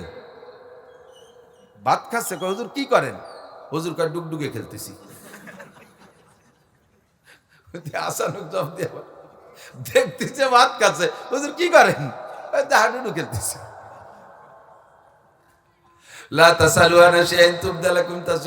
জিজ্ঞাসার পদ্ধতি কি তাও শিক্ষা দিচ্ছে ওই ভদ্রলোক। একেবারে ওইভাবে আত্মায়ত সুরতে বসে, হাঁটুর সাথে হাঁটু মিশে যে কথা বলার জন্য জিব্রাইল ওদিন নবী পাকের সিনার মধ্যে এলেন দিছে, বুকের সাথে বুক মিশাইয়া, কাজেই দুটিয়া বুক কাছাকাছি হতে হয়। এই মজলিসে আইসে বসছেন, মাঝের ওই ফাঁকাটুক বন্ধ করে হাঁটুর সাথে হাঁটু মিশাই দিয়ে বক্তা শ্রোতার বসার মজলিসটা এরকমই হতে হবে। এই যে 6, 8 আর 10 হাত দূরি বানাই দিছে। আমি কথা বলি মোটে তৃপ্তিই পাচ্ছি না। আমার কথা আপনার সিনার মধ্যে ঢুকতে গেলে এই মাঝখানে ফাঁকা দিয়ে উড়িয়ে মুড়িয়ে চলে যাবে। এইদিক আসলে আপনাদের এদিক থেকে একটু ফাঁকা হয়েছে, সাতক্ষীরের ওদিক চলেন মাহফিলি, এই মাঝখানে এইটুকু চান্দুয়াই দেয় না, এখানে পুরো ফাঁকা। ওই জায়গা শ্রোতাকে প্যান্ডেল, এই জায়গা বক্তার বাসর ঘর। এখানে বক্তার জন্য খুব সুন্দর বাসর ঘর এটা সাজাইছে, মাঝখানে এক কাঠা খালি। এত বিরক্ত লাগে কথা বলতে। কয়েকবার এই হাদিস দিয়ে বয়ান দিয়ে আমি বুঝে আসছি, এরপরও তারা বোঝে না। আর ওই অঞ্চলের মানুষ আরো চালাক, তারাই শীতকালে খুব একটা মাহফিল করে না, পুরা মাহফিল করবে এপ্রিল মাসে। প্যান্ডেল বানানোর যেটা এই যাতে খরচ হয়, মাঠ বইরে খুঁটো গাড়ি দিয়ে তার সাথে লাইট বান্ধি দিয়ে বক্তা জন্য এটা বাসর ঘর বানায় দাও, জাড়ি দাও। এতে তো প্যান্ডেলে খরচ হয়েছে 20,000 টাকা, এই 20,000 টাকা পাইছি। ধুমসা চালাক আল্লাহ। এজন্য কাছাকাছি বসার সিস্টেম কেমন হবে? আলা হায়াতি তাশাহুদ, প্রথম বসাটা আত্মায়াতুস সুরতে হবে। উনি এসে আত্মায়াতুস সুরতে বসে, হাঁটুর সাথে হাঁটু মিশাই দিয়ে, হাঁটুর সাথে হাঁটু মিশাই দিয়ে হইলে বসান অবস্থা কেমন হতে হয়? আত্মায়াতুস সুরত। আমরা এই সুন্নতটার পর 1 মিনিটের জন্য আমল করে ফেলি, তাহলে 100 শহীদের সওয়াব পাবেন ইনশাআল্লাহ। আবার এরপরে আবার যেরকম পারেন সেরকম বসেন, কারণ শরিয়াতে ফেরেশতারা মানুষের আমলের প্রথম অবস্থাটা দেখে। মা বোনরাও খেয়াল করেন, প্রথম অবস্থাটা দেখে এই অবস্থাটা ভিডিও করে নিয়ে আল্লাহরে দেখাইয়া এরপরে ওরা বিরত হয়ে যায়। প্রথম আমলের শুরু অবস্থাটা, রাতের বেলা শোবেন, রাতের বেলা শুইবেন, শোয়ার সময় সুন্নতি তরিকায় শোবেন। খেয়াল করেন সুন্নতি তরিকা। আমার বডির দিক তাকান, আমার বডির দিক তাকান, তাকাইছেন এদিক তাকাইছেন, আমার বডির দিক তাকান। ওয়াজ তো শুনি, আজকে তো ওয়াজ দেহাই দেই। এইভাবে হাত দিয়ে ডাইন কাতে যদি শুয়ে পড়ি আমরা বাংলাদেশের থেকে, মাথা উত্তর দিক থাকবে না? উত্তর দিক মাথা দিয়ে, উত্তর দিক মাথা দিয়ে ডাইন কাতে শুইলে আরবি লিখতে হয় ডাইন দিক দিয়ে, কিবলা আমাদের পশ্চিম দিক। আমরা এদিক যদি তাকাই তাহলে দেখবেন যে এইভাবে ডাইন কাতে শুইলে এই বডির মধ্যে মোহাম্মদ শব্দ লেখা হয়ে গেছে। মাথা মিম, এই কেনু দিয়ে এই ভাঁজটা হা, পাশার এই মোলটা আর একটা মিম, হাঁটুর নিচে দাল, হাঁটুর নিচে একটু দালের মতো হয় না, মিম হা মিম দাল, এই ফিগার করে ডান কাতে শোবেন। প্রথম চান্সে ঘুম এসে যাবে, এরপরে রাত্রে আপনি যা করেন সেটা পরে ফেরেশতারা আপনার এই প্রথম ফিগারটা দেখে ভিডিও করে নিয়ে যায়। আল্লাহ, সে যে কি নানটু শুইছে না মোহাম্মদ শুইছে টেরই বাজ আসছে না, একেবারে একটা মোহাম্মদ দেখিয়েছি বিছেনে। এরবারে মোহাম্মদ তো সুতি সুতি সুতি সুতি গড়তি গড়তি খাটের তলে চলে গেছে, লুঙ্গি গলায় পেঁচা গেছে, প্যান্ট খুলে নিচে নেমে চলে গেছে। ফেরেশতারা ও ওডিয়ার দেখবে না, ও শোয়া ভালো হয়েছে, বাস হয়েছে, পরে কি বেড়ে গেছে। আমলের শুরুটা দেখে এই যে বসছেন না সুন্নতি, এখন যার যেমন সুবিধা হয় বসেন, সমস্যা নেই, যার যেমন সুবিধা। এই ফিগারটা ফেরেশতারা প্রথম অবস্থাটা ছবি তুলে নিয়ে গেছে। খাওয়ার আদব, বসার আদব 3 প্রকার। 1 নম্বরে আত্মায়াতুস সুরত, 2 নম্বরে 2 পা হাঁটু খাড়া করে পাছার নিচেটা পিড়ি দিয়ে, আর 3 নম্বরে 1 পা ভাজাই দিয়ে হাঁটু খাড়া করে। এই 3 তরিকার যে কোনো এক তরিকায় খাওয়া সুন্নাত। এখন 2 পা হাঁটু উঁচু করিয়ে পাছার নিচে পিড়ি দিয়ে আমার মতো শূন্যমূন্য মানুষ বসতে পারে। এত বড় বুড়িয়ালা ফুরকান সামনে যদি দিয়া হয় পাছার নিচে ভিড়িয়ে দিয়ে বসতি, ও বসে থাকতে পারবে? ওরে ব্যাটে ছেলে সিট করে ফেলাই দেবে না? ওটা আমার নাতি বলে কিন্তু করছি, তার সাথে ইয়ার কি তামাশা করি, বাজে বাজে গিবত না, তামাশা করি। এইভাবে বসলে উনার প্রথম যেভাবে পারে সুন্নতি 3 তরিকার আধা মিনিটের জন্য হলে বসে এরপরে কি বলা হয়, আল্লাহ পাক বলেন লা ইউকাল্লিফুল্লাহু নাফসান ইল্লা উসআহা। আমি মানুষকে শক্তির বাহিরে কোনো চাপ দেই না, শক্তির বাহিরে কোনো হুকুম করি না। তুমি এখন পারতিছো না, শুয়ে খাও, বসে খেতে পারতেছো না, শুয়ে খাও, না পারো দাঁড়াই খাও, না পারো চেয়ার টেবিলে খাও, কিন্তু প্রথমটা তুমি সুন্নতি তরিকায় শুরু করো। বুঝতে পারছি? প্রথম অবস্থাটা সুন্নতি বানাও। এই জন্য বসার অবস্থা সামনে থেকে প্যান্ডেল করবেন, একেবারে বক্তার এই কাছের থেকে শ্রোতা বসায় দেবেন, দেখবেন বয়ানও মজা ভালো, শ্রোতারাও তৃপ্তি পাবে বেশি। এই দূরে দূরে থাকলে বেড়া মজা কম পাওয়া যায়। হ্যাঁ, আপনার ইঞ্জিনি জোর আছে, নতুন গাড়ি দেবেন টান, চাকা টায়ার একেবারে থেতা ভেতা হয়ে যাবে, নষ্ট হয়ে যায়, টিউবও যাবে, টায়ারও যাবে, চলবেই না। সপ্তাহ আছে একটুকু একটা বাল্ব টিউব নেই। উদাহরণ বোঝা গেছে না? Same quality. নামাজে দাঁড়াইছেন, গোসল করে আসছেন, বড় জুব্ব পরছেন, 43 বন্ধের জুব্ব একটা, টুপি কানসোমার একটা মাথায় দিয়েছেন, 600 টাকা দামের টুপি, পাগড়ি বাঁধছেন, বিশাল খেতা দিয়ে খেতার মতো পাগড়ি একটা বাঁধি ফেলাইছেন কায়দা মতো। এরপরে নামাজে দাঁড়াইছেন, 1.5 ইঞ্চি মোটা যায় নামাজ, মকমলের একেবারে মক্কাতে কিনে নিয়ে আইছেন, যায় নামাজে দাঁড়াইছেন খুব সুন্দর করে একাগ্রতার সাথে। সামনে আমার আল্লাহ, হ্যাঁ সামনে আমার আল্লাহ, ডাইনে আমার বেহেশতে, বামে আমার দোজক, ফুলসিরাতের পর দাঁড়ায় আছি, পিছনে আমার আজরাইল দাঁড়ায় আছে, যে কোনো সময় আমার জান নিয়ে যেতে পারে। সব কিছু ওকে করিয়ে আতর টাতর মাখাইয়ে সূরা প্রথম রেখাতে সূরা বাকারা, দ্বিতীয় রেখাতে সূরা আল ইমরান, রুকুর মধ্যে 39 বার আজিম, সিজদার মধ্যে 41 বার আলা মারিয়ে দিয়েছেন, একেবারে ধ্যান খেয়ালের সাথে পড়ছেন। কিন্তু ভিতরেতে ছোট্ট একটা বাল্ব টিউবের মতো একটা মাসালা আছে, ওইটা পড়ে গেছে। সেইটা কি? অজু বানাতে যাইয়া টেপের নিচে পাউ দিয়ে টেপ চালাই দিয়ে পা দিয়ে পাড়ে ডলা দিয়েছেন। শীতকালে চামড়া, বুড়ো মাংসের বেশিরভাগ চামড়ায় ভাঁজ পড়ে গেছে, ওই ভাঁজের মধ্যে একটু সুন্দর হয়েছে, পানি ঢোকে নাই, আপনার নামাজ বাতিল, ওই বাল্ব টিউব পড়ে গেছে।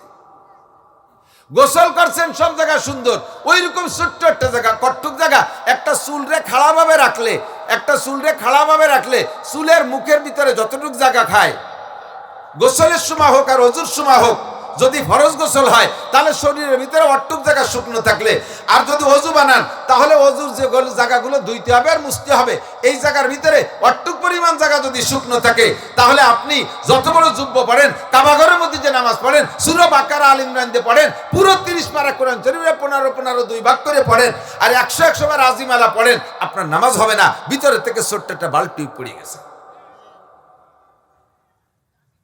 কতক্ষণ?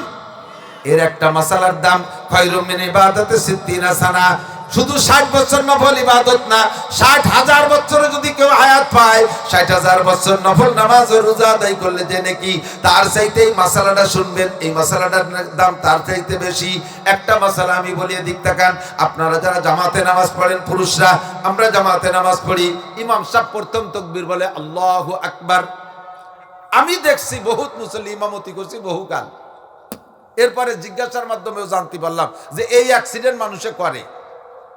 ইমাম সাহেব প্রথম তাকবীর দিয়েছে আল্লাহু আকবার, মুসল্লিরা পিছনে প্রথম তাকবীরটা বলা ফরজ, তাকবীরে তাহরিমা বলা ফরজ, প্রথম তাকবীর সকলের মুখে বলা ফরজ। কিন্তু বহু মুসল্লি আছে মুখ বন্ধ, খালি কানে হাত দেয়। উনি জানে যে কানে হাত দিতে হবে, মুখে আল্লাহু আকবার বলতে হবে, এটা উনার জানা নাই, মুখ বন্ধ, মুখে কিছু কয় না। এইভাবে জীবন ভরে যত নামাজ পড়ছেন সব নামাজ বাদ। বাদ মানে এক ওয়াক্ত নামাজ মোটেই না পড়লে তার কারণে যেমন 80 হুকবা জাহান্নাম, 200 কোটি আমার দিক। আর জাহান্নামের পরিমাণ বুঝে নেন, এক ওয়াক্ত নামাজ মোটেই না পড়লে জীবনে যদি চলে গেছে, পড়ে দেন নাই, খোদার কসম কিয়ামতে আপনাকে 80 হুকবা অর্থাৎ 200 কোটি, আরো 30 কোটি, আরো 40 লক্ষ বছর জাহান্নামে পোড়া লাগবে। তেমনি যেই নামাজে আপনার এই অ্যাক্সিডেন্ট হয়ে গেছে, ওই নামাজটা বাতিল হয়ে গেছে, ওই নামাজ পড়ার পরও আপনাকে 230 কোটি 40 লক্ষ বছর জাহান্নামে পোড়া লাগবে। কাজেই আপনি এবার বলেন এই মাসালাটার দাম, নবী তো বলেছেন 60 বছর নফল নামাজ ও রোজা, তবে তার সাথে বলছে খয়ের, তার মানে 60 বছর নফল নামাজ ও রোজার চাইতে বেশি নেকি। এর একটা মাসালার দাম। এর সাথে আরো সিকুনার একটা মাসালা আছে, আমি বলে থাকি, এদিক তাকান। ইমাম সাহেব তাকবীর দিচ্ছে, আল্লাহু আকবার, প্রথম তাকবীর। তো ইমাম আল্লাহ কয়ে একটু টানি বেশি কইছে, তো ইমাম সাহেব আল্লাহ কয়ে টানতিছে আর আপনি শটে মারি দিয়েছেন আল্লাহু আকবার। ইমামের আল্লাহু আকবারের র, ইমাম আল্লাহু আকবার কই র কইছে না, এই র শেষ আর আগে যদি আপনি শটে মারি দিয়ে করেন আল্লাহু আকবার, শটে আপনি সংক্ষেপে করেন, ইমামের চাইতে যদি আপনার বলা আগে হয়ে যায়, আপনার ওই নামাজের সাথে জয়েন্ট হই নেই, আপনি ইমামের আগে চলে গেছেন, আপনি ও পড়া হয়ে গেছে নামাজ, আপনি তো মনে করছেন নামাজ হয়েছে, ওই নামাজ আপনার হয়নি, বাতিল। অ্যাক্সিডেন্ট হয় কি হয় না? কথা বলেন হয়। এর একটা মাসালার দাম 60 বছর নফল নামাজ ও রোজার চাইতে বেশি। ওয়াজকর্ম মজলিসে ভাইরাল হওয়ার জন্য, মানুষের কাছে গ্রহণযোগ্যতা পাওয়ার জন্য জরুরি কথাগুলো উলামায়ে কেরাম মাঠে ময়দানে কয় না, পাবলিকে লজ্জাতে অনেকে জিজ্ঞাসা করে মাসালাগুলো শেখেও না। এই বয়সে জিজ্ঞেস করলে কি করবে, হুজুর কবেন যে বুড়ো হয়ে গেলে আজও জানো না, এই লজ্জাতে জিজ্ঞাসা করে না, চরম ক্ষতি। আর একটা মাসালা শুনে নেন, দিক তাকান। 4 রিকাত বা 3 রিকাত নামাজে 2 বার বৈঠক, এ জায়গায় অ্যাক্সিডেন্ট হয় অনেকেরই। 4 রিকাত 3 রিকাত নামাজে 2 বৈঠক। প্রথম বৈঠকে আব্দু রসুল পর্যন্ত পড়ে উলামায়ে কেরামের কাছে একটু চর্বিত চর্বণ মনে হচ্ছে, আপনাদের মাসালাও আছে, একটু কয়ে দেবো, এদিক তাকান। 4 রিকাত বা 3 রিকাত নামাজের প্রথম বৈঠকে আব্দু রসুল পর্যন্ত আত্মায়াত পড়ে দাঁড়ায় যেতে হবে। ভুল ক্রমে যদি মনের অজান্তে আব্দু রসুল পড়ে দুরূদ শরীফের মধ্যে ঢুকে পড়েন, যদি কমপক্ষে এতটুকু পড়েন আল্লাহুম্মা সাল্লি আলা মুহাম্মাদ, দুরূদ শরীফে একটু পড়ে ফেলেছেন, ওয়াজিব তরক হয়ে গেছে, সসিজদা ওয়াজিব হয়ে গেছে। এবার উঠে দাঁড়াইয়া বাকি 1-2 রিকাত যা আছে পড়িয়া শেষ বৈঠকে যাইয়া আপনি ডান দিকে আত্মায়াত পড়িয়া ডান দিকে একটা সালাম ফিরাইয়া এরপরে 2টা সিজদা দিয়ে উঠে বসে আবার আত্মায়াত শুরু থেকে শেষ পর্যন্ত পড়বেন। একে বলা হয় সসিজদা। ওই যে ভুলটুক করে ফেলাইছেন, ওর সমাধান হবে সসিজদার মাধ্যমে। কমপক্ষে আল্লাহুম্মা সাল্লি আলা মুহাম্মাদ এতটুকু যদি পড়েন, আর যদি শেষ পর্যন্ত পড়ে ফেলেন তাও একই অপরাধ। একে বলা হয় ওয়াজিব তরক। নামাজে 14টা ওয়াজিব আছে, 1টা 2টা 3টে 5টা ওয়াজিব যদি ভুল করবে ছুটে যায়, তাহলে সিজদা দিলে তার সমাধান হয়। এই মাসালা জীবনে আপনার জানা নাই। আল্লাহু আকবার। মসজিদের ইমাম সাহেব, আপনাদের মসজিদের ইমাম সাহেব মাঝে মাঝে নামাজে সিজদা দেয়, দেয় না? দেয় না? দেয়, মাঝে মাঝে দেয়। হুজুর নামাজে দাঁড়ায় কত সতর্কতার সাথে, একটু শোনেন। হুজুর জানে যদি হুজুরের নামাজ ভুল হয়, তাহলে কিয়ামতে ওই ওক্তে সমস্ত মুসল্লিদের যে নামাজ নষ্ট হয়েছে, হুজুরের নষ্ট হলে তো সবাই রয়ে গেছে, কেন নামাজি হই নেই, এই মুসল্লিরা কিয়ামতে হুজুরের ব্যারিকেড দেবে, ও হুজুর সারা জীবনের নামাজের হিসেব দিয়ে আসলাম, এই আজকে আসরের নামাজ খাতায় নাই, তোমার বসে ভরছি নামাজ নাই, কে আল্লাহ তোমার কাছে শুনতে পাঠাইছে, দাওয়াতি তোমার খাতার কি অবস্থা, দেখছে সে হুজুরির খাতায়ও নাই। ফেরেশতারা বলে আল্লাহ ইমামেরই তো সে আসরের নামাজ নাই, কে থাকলো না কে? ইমাম সাহেবরে জিজ্ঞেস করে, এই মিয়া তুমি নামাজ পড়ো, আসরের নামাজ পড়ো নাই? ইমামতি ওরা নামাজ পড়ো নাই? নামাজ পড়ি মানে আমিও পড়ছি, যে আমার মুসল্লিরাও সবাই তো একসাথে পড়ছে, আমি ওকে সাক্ষী, ওরা আমার সাক্ষী, ঠিক আছে তো? মুসল্লিরা কয় আল্লাহ উনি ভরাইছে, আর ইমাম কয় যে আমি ভরাইছি, ওরা পড়ছে, তাই খাতায় লেহিনে তোমার ফেরেশতারা ভুল করছে। ফেরেশতারা কয় শাট আপ, আমরা ভুল করি না, আমাদের নাম কিরামান কাতিবিন, সম্মানিত সহি লেখক, ভুল করলে পারে আল্লাহ এই উপাধি আমাদের দিত না। তোমার নামাজ ওই নেই কেন? ইমাম সাহেব গেছিল এক জায়গা মিলাদ পড়তে, আগে তো অজু বানানো যায় মনে জোহরে অজু, ওই মিলাদ পরে খাইয়ে দিয়ে মিলাদ পড়ায় টড়াইয়ে এর মধ্যে আসরে আজান দিয়েছে, ফাঁকে যে বাই ছুটে গেছে সে ছাতা মনে নাই, উনি মনে আছে সেই অজু রয়েছে, সে নামাজ পড়াই দিছে। তো নামাজ মারতো ইমামের ওই নেই তো কে রই নেই। এবার মুসল্লিরা আন্দোলন করে, মানি না, মানবো না, ওই হুজুরির কাছে নামাজ চাই, ওরে জমের খান খাওয়াইছি, নিজে না খাই ওরে বেতন দিছি, এরপরে যেদিন আমাকে বাড়ি খাবার সেদিন কত কিছু কিনে খাওয়াইছি, আর আজকে এত বড় মার দিয়ে ছাড়িয়ে দিচ্ছে হুজুরির কাছে বেতন ফেরত চায় না, নামাজ চায়। আল্লাহ ফেরেশতাকে বলবে, এই পাবলিক ঠেও আগে, পরে হুজুরের দরবারি পরে। কিভাবে ঠেকাবো? কয় হুজুরির আমল নামাজ থেকে প্রত্যেক একা ওয়াক্ত নামাজ দিয়ে দাও, পাবলিকরে ফাটায় দাও বেচতে। এরপরে হুজুর হুজুরে ওই যে কয়েক তো গ্যাপ হয়ে গেল, একা কক্তের জন্য 230 কোটি 40 লক্ষ বছর করে পুড়াইয়া পরে হুজুরে পাঠাও, বেতন কয়েন দিয়ে বাইরে দেহায় ছাড়িয়ে দিবে। বেতন খাইছো আর ডিম খাইছো, হুজুর মিলাদ খেয়ে বেড়াইছো, এত বড় বিপদ সব হুজুর জানে। সব ইমাম জানে, তাহলে ইমাম কত ভয় নিয়ে সতর্কতার সাথে নামাজে দাঁড়ায়। এরপরও মাঝে মাঝে ইমাম সাহেব সজদা দেয় কি দেয় না? আমি কোনো পাবলিকরে খুব একটা সজদা দিতে দেই না, পাবলিকরে সজদা দিতে দেই না। তো হুজুর এত সতর্কতার সাথে দাঁড়াইয়া ভুল হয়ে যায়, সজদা দেয়। আপনার কি ভুল হয় না? আপনার কি ভুল হয় তাই আপনি জানেন না। বাড়ির মহিলাকে কয়দিন সজদা দিতে দেখছেন? কোনোদিনও দেখেন নাই। তারা কি ভুল করে না? কি ভুলে সজদা দিতে হবে এইটাই জানে না। এজন্য হুজুর বলেন তালাবুল ইলমি ফরিদাতুন আলা কুল্লি মুসলিমিন ওয়া মুসলিমাত। দ্বীনি ইলম শিক্ষা করে ইমান এভরিবডি, নারী আর পুরুষ সকলের উপরে ফরজ। আল্লাহ পাক বলেন কুল হাল ইয়াস্তাবিল্লাযিনা ইয়ালামুনা ওয়াল্লাযিনা লা ইয়ালামুন। জাননেওয়ালা আর না জাননেওয়ালা কোনোদিন সমান হইতে পারে না। জাননেওয়ালার মর্যাদা কি আল্লাহ কয় ইরফাইল্লাহুল্লাযিনা আমানু মিনকুম ওয়াল্লাযিনা উতুল ইলমা দারাজাত। তোমাদের মধ্যে যারা জাননেওয়ালা ঈমানদার তাদের মর্যাদা সবচাইতে বেশি, তারা সর্বোচ্চ সম্মানের অধিকারী, মর্যাদা সম্পন্ন। কাজেই জাননেওয়ালা না জাননেওয়ালা সমান হইতে পারে না। জাননেওয়ালার নামাজ আর না জাননেওয়ালার নামাজ সমান হইতে পারে না। যারা নতুন নতুন নামাজে যায়, মসজিদে যাইয়া অবশ্যই আর একজনের নামাজ চোখ কাট করে নকল করে। উনি কিরম পড়ে এরকম কাজ করে চায়। তো পাশের জন নামাজের মধ্যে আত্মীয় আত্মীয় তার তো অভিজ্ঞতা আছে, জানা আছে। এই আসাদু আল্লাহ ইলাহা ইল্লাল্লাহ কসো আঙ্গুল উঠে দিয়ে না, প্রথম দিন দেখছে তা মনে আছে মাসি টাসি পড়ছিল নি, কিন্তু আঙ্গুল উঠছে। পরে খেয়াল দিয়েছে পিরাইজন এই করে, কিন্তু কোন আঙ্গুল যে ভালো ওইটা মনে নাই।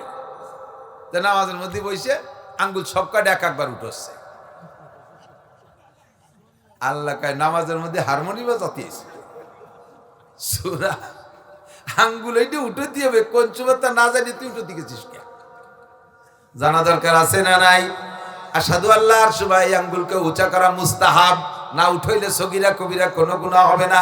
নামাজের চুল পরিমাণ কোনো ক্ষতি নাই, তবে উঠোনো যদি অনিয়ম হয়ে যায় তাহলে আবার মাকরুর গুনাহ হবে, কমপক্ষে সগীরা গুনাহ হবে। উঠোনোর নিয়ম আমার দিক তাকান, এদিক তাকান। প্র্যাকটিক্যালে বলছি, আজকে ওয়াজ করবো, সাথে ওয়াজ দেখায়ও দেবো। আমার দিক তাকান, হাত এরম থাকবে আত্তাহিয়াতু লিল্লাহি ওয়াস সালাওয়াতুত তাইয়্যিবাত। আসসালামু আলাইকা আইয়ুহান নবী ওয়া রাহমাতুল্লাহি ওয়া বারাকাতুহু। আসসালামু আলাইনা ওয়া আলা ইবাদিল্লাহিস সালিহিন। আশহাদু আল্লা। এই সময় এই বৃদ্ধাঙ্গুলের মাঝের বড় আঙ্গুলের মুখ এক জায়গা, এই দুই আঙ্গুল মুঠ হয়ে যাবে। এই আঙ্গুলটা আশহাদু আল্লা ইলাহা পর্যন্ত উচ্চা, ইল্লাল্লাহ বলে নামাইয়া বৈঠকের শেষ পর্যন্ত এরকম রাখবেন। প্রথম বৈঠক হলে তৃতীয় রেখাতে উঠার আগ পর্যন্ত, আর শেষ বৈঠক হলে সালাম ফিরানো পর্যন্ত হাত এইরকম রাখবেন। আশহাদু আল্লা ইলাহা ইল্লাল্লাহ কয়ে হাত টান টান করলে মুস্তাহাবের খেলাফ হবে না। উঠোনই ভালো ছিল, আপনি অনিয়ম উঠাইছেন। জানা দরকার আছে না নাই? কথা বলেন আছে না নাই? এই জন্য বলা হয় হাল ইয়াস্তাবিল আমা হাল ইয়াস্তাবিল্লাযিনা ইয়ালামুনা ওয়াল্লাযিনা লা ইয়ালামুন। বহু মহিলা আছে নামাজে দাঁড়াইতেছে, নামাজে দাঁড়ায়, মহিলাদের পয় পরিষ্কার নিয়ে আর একটা মশালা আমার বলা লাগে। তো ছোট দুধের বাচ্চা কোলে শোয়া, কোলের মধ্যে পেশাব করে দিতেছে, আজ দিয়ে এরকম কোষ মাইরে ফেলাই দিয়ে একটু পানি ছিটাই দিয়ে নামাজে দাঁড়াইছে। আপা কি এলেন? ওই যে আপনার বাচ্চা কোলে পেশাব করেছে, ও ফেরেশতা। ফেরেশতা ফেরেশতায় তো পেশাব পায়খানা করেন, আপনাদের দিয়ে ফ্যাস ফ্যাস করে মারতেই তালে রয়েছে। ফেরেশতার সংজ্ঞা শোনেন। ফেরেশতা কি? আল মালাইকাতু জিসমিন নূরানিয়ুন। ফেরেশতা হলো নূরের একটা বডি। লা ইয়াকুলু ওয়া লা ইয়াশরাবু, খায় না পানও করে না। লা ইয়াগুতু ওয়া লা ইয়াবুলু, পেশাব পায়খানা করে না। লা ইয়ানামু ওয়া লা ইয়াস্তাইকিজু, ঘুম যায় না, সজাগ হয় না। লা ইয়ালিদু ওয়া লা ইউলাদু, জন্ম নেয় না, জন্ম দেয় না। এইটা হলো ফেরেশতা। আপনারা যদি জম্মের মতো আশের মতো গলা সমান গেলছে, ফেরেশতারা তো খায় না, তো আপনারটা খাইলো। ফেরেশতারা পেশাব পায়খানা করে না, আপনারটা দি করে। তাহলে এরা ফেরেশতা হলো কোন দিক দিয়ে? ফেরেশতা এক দিক দিয়ে, সেটা হলো ফেরেশতাদের গুনাহ নাই, আপনার বাচ্চারও গুনাহ নাই, মাত্র একটা দিক, বাকি আর কোনো দিক সে ফেরেশতা না। ওর পেশাব পায়খানা সম্পূর্ণ নাপাক। কোলের মধ্যে পেশাব করছে, হাত দিয়ে কোষ মেরে ফেলাই দিয়া পানি ছিটে দিয়ে দাঁড়ায় গেলে হবে না। ওই কাপড় যদি অতিরিক্ত আলাদা ভালো কাপড় থাকে ওইটা খুলে ফেলাই দিয়ে নতুন কাপড় পরেন। যদি কাপড় না থাকে, যতটুকু পেশাব করছে ওইটুকু সুন্দর করে ধুইয়ে এরপরে আপনি ভিজে কাপড় পরেই নামাজ পড়েন, তাতে দোষ নাই, ওইটুক ধুইতে হবে। এবার কাপড় চুয়াইয়া যদি কাপড় ভেদ করে যদি গায়ে পেশাব লেগে থাকে, ও গা ওই জায়গা ধুইতে হবে, গা সেই জায়গা ধুইতে হবে। মহিলারা এই জায়গা চরম অলসতা করে। মহিলারা আর একটা জায়গা নাপাক থেকে যায় তাদের, সেটা হলো মহিলারা হাতে নখ পালিশ ব্যবহার করে।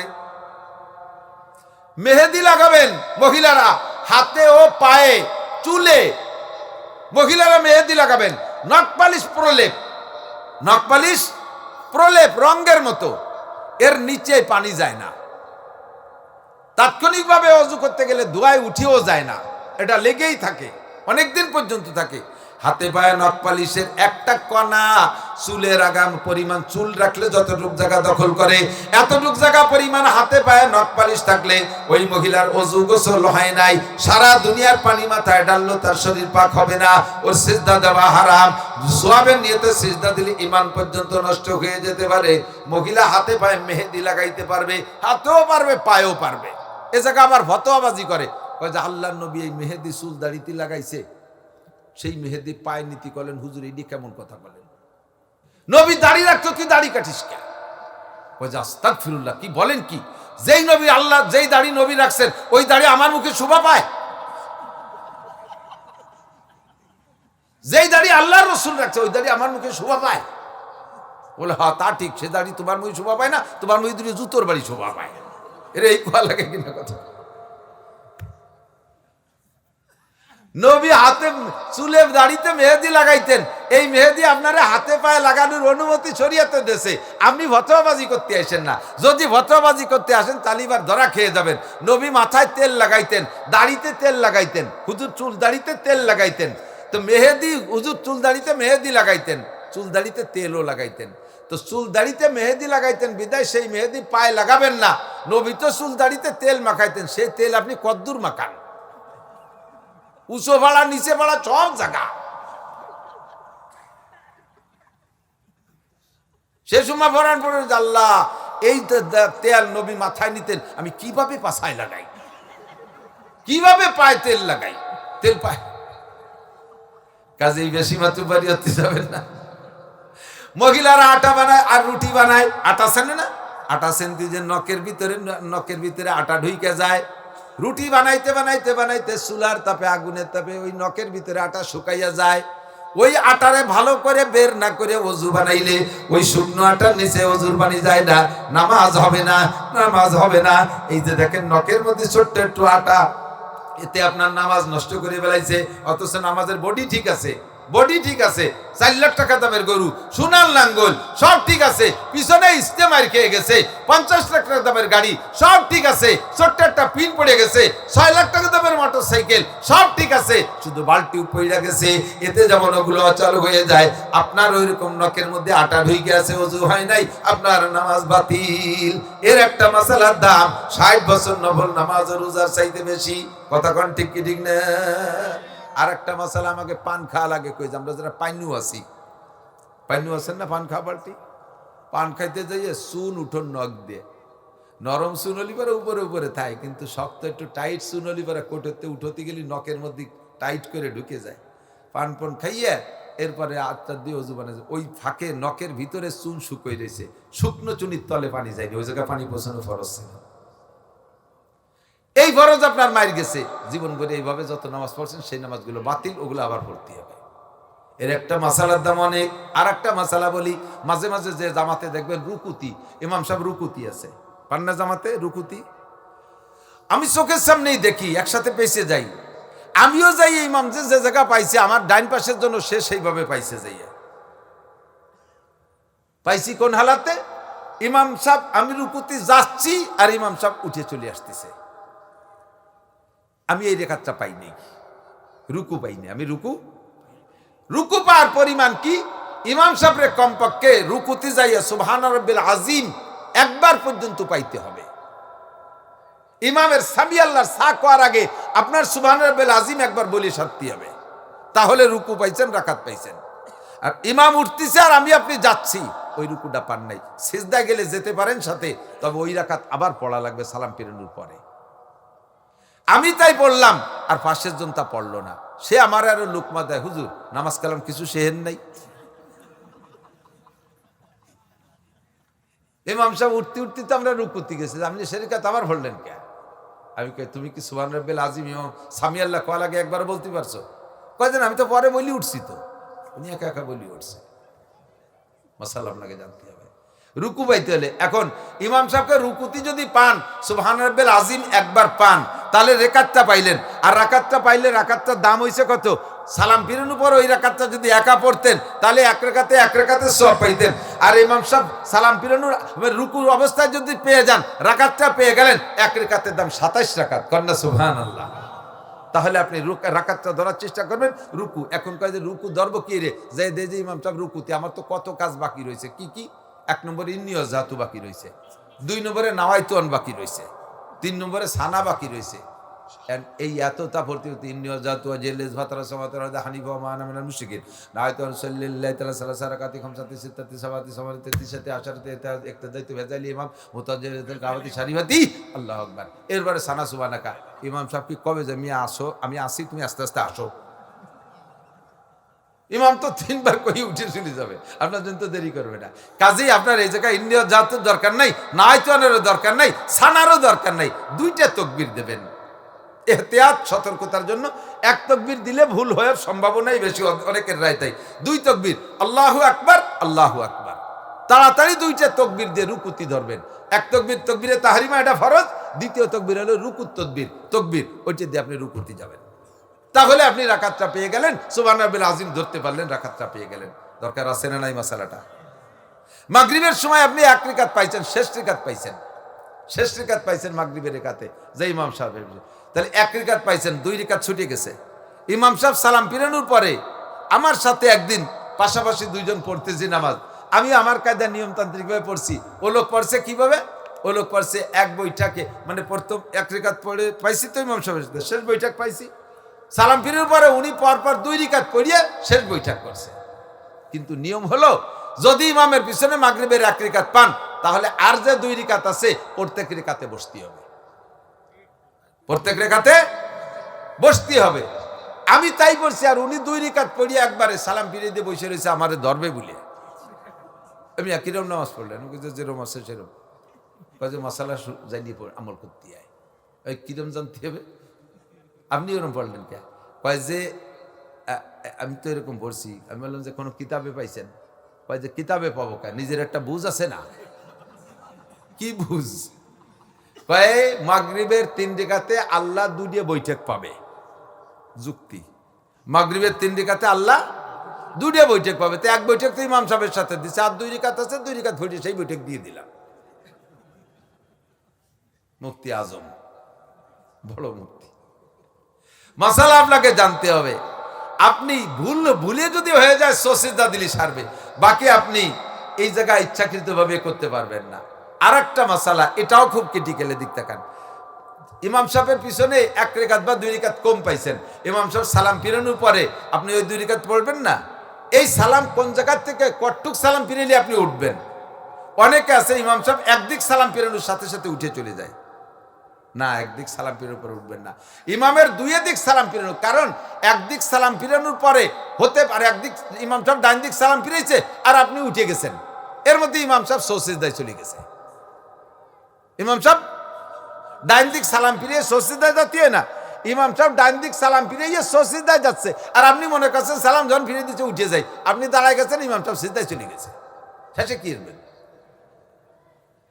এই জন্য 2 দিক সালাম ফিরানোর পরে আপনি উঠবেন, ঠিক আছে?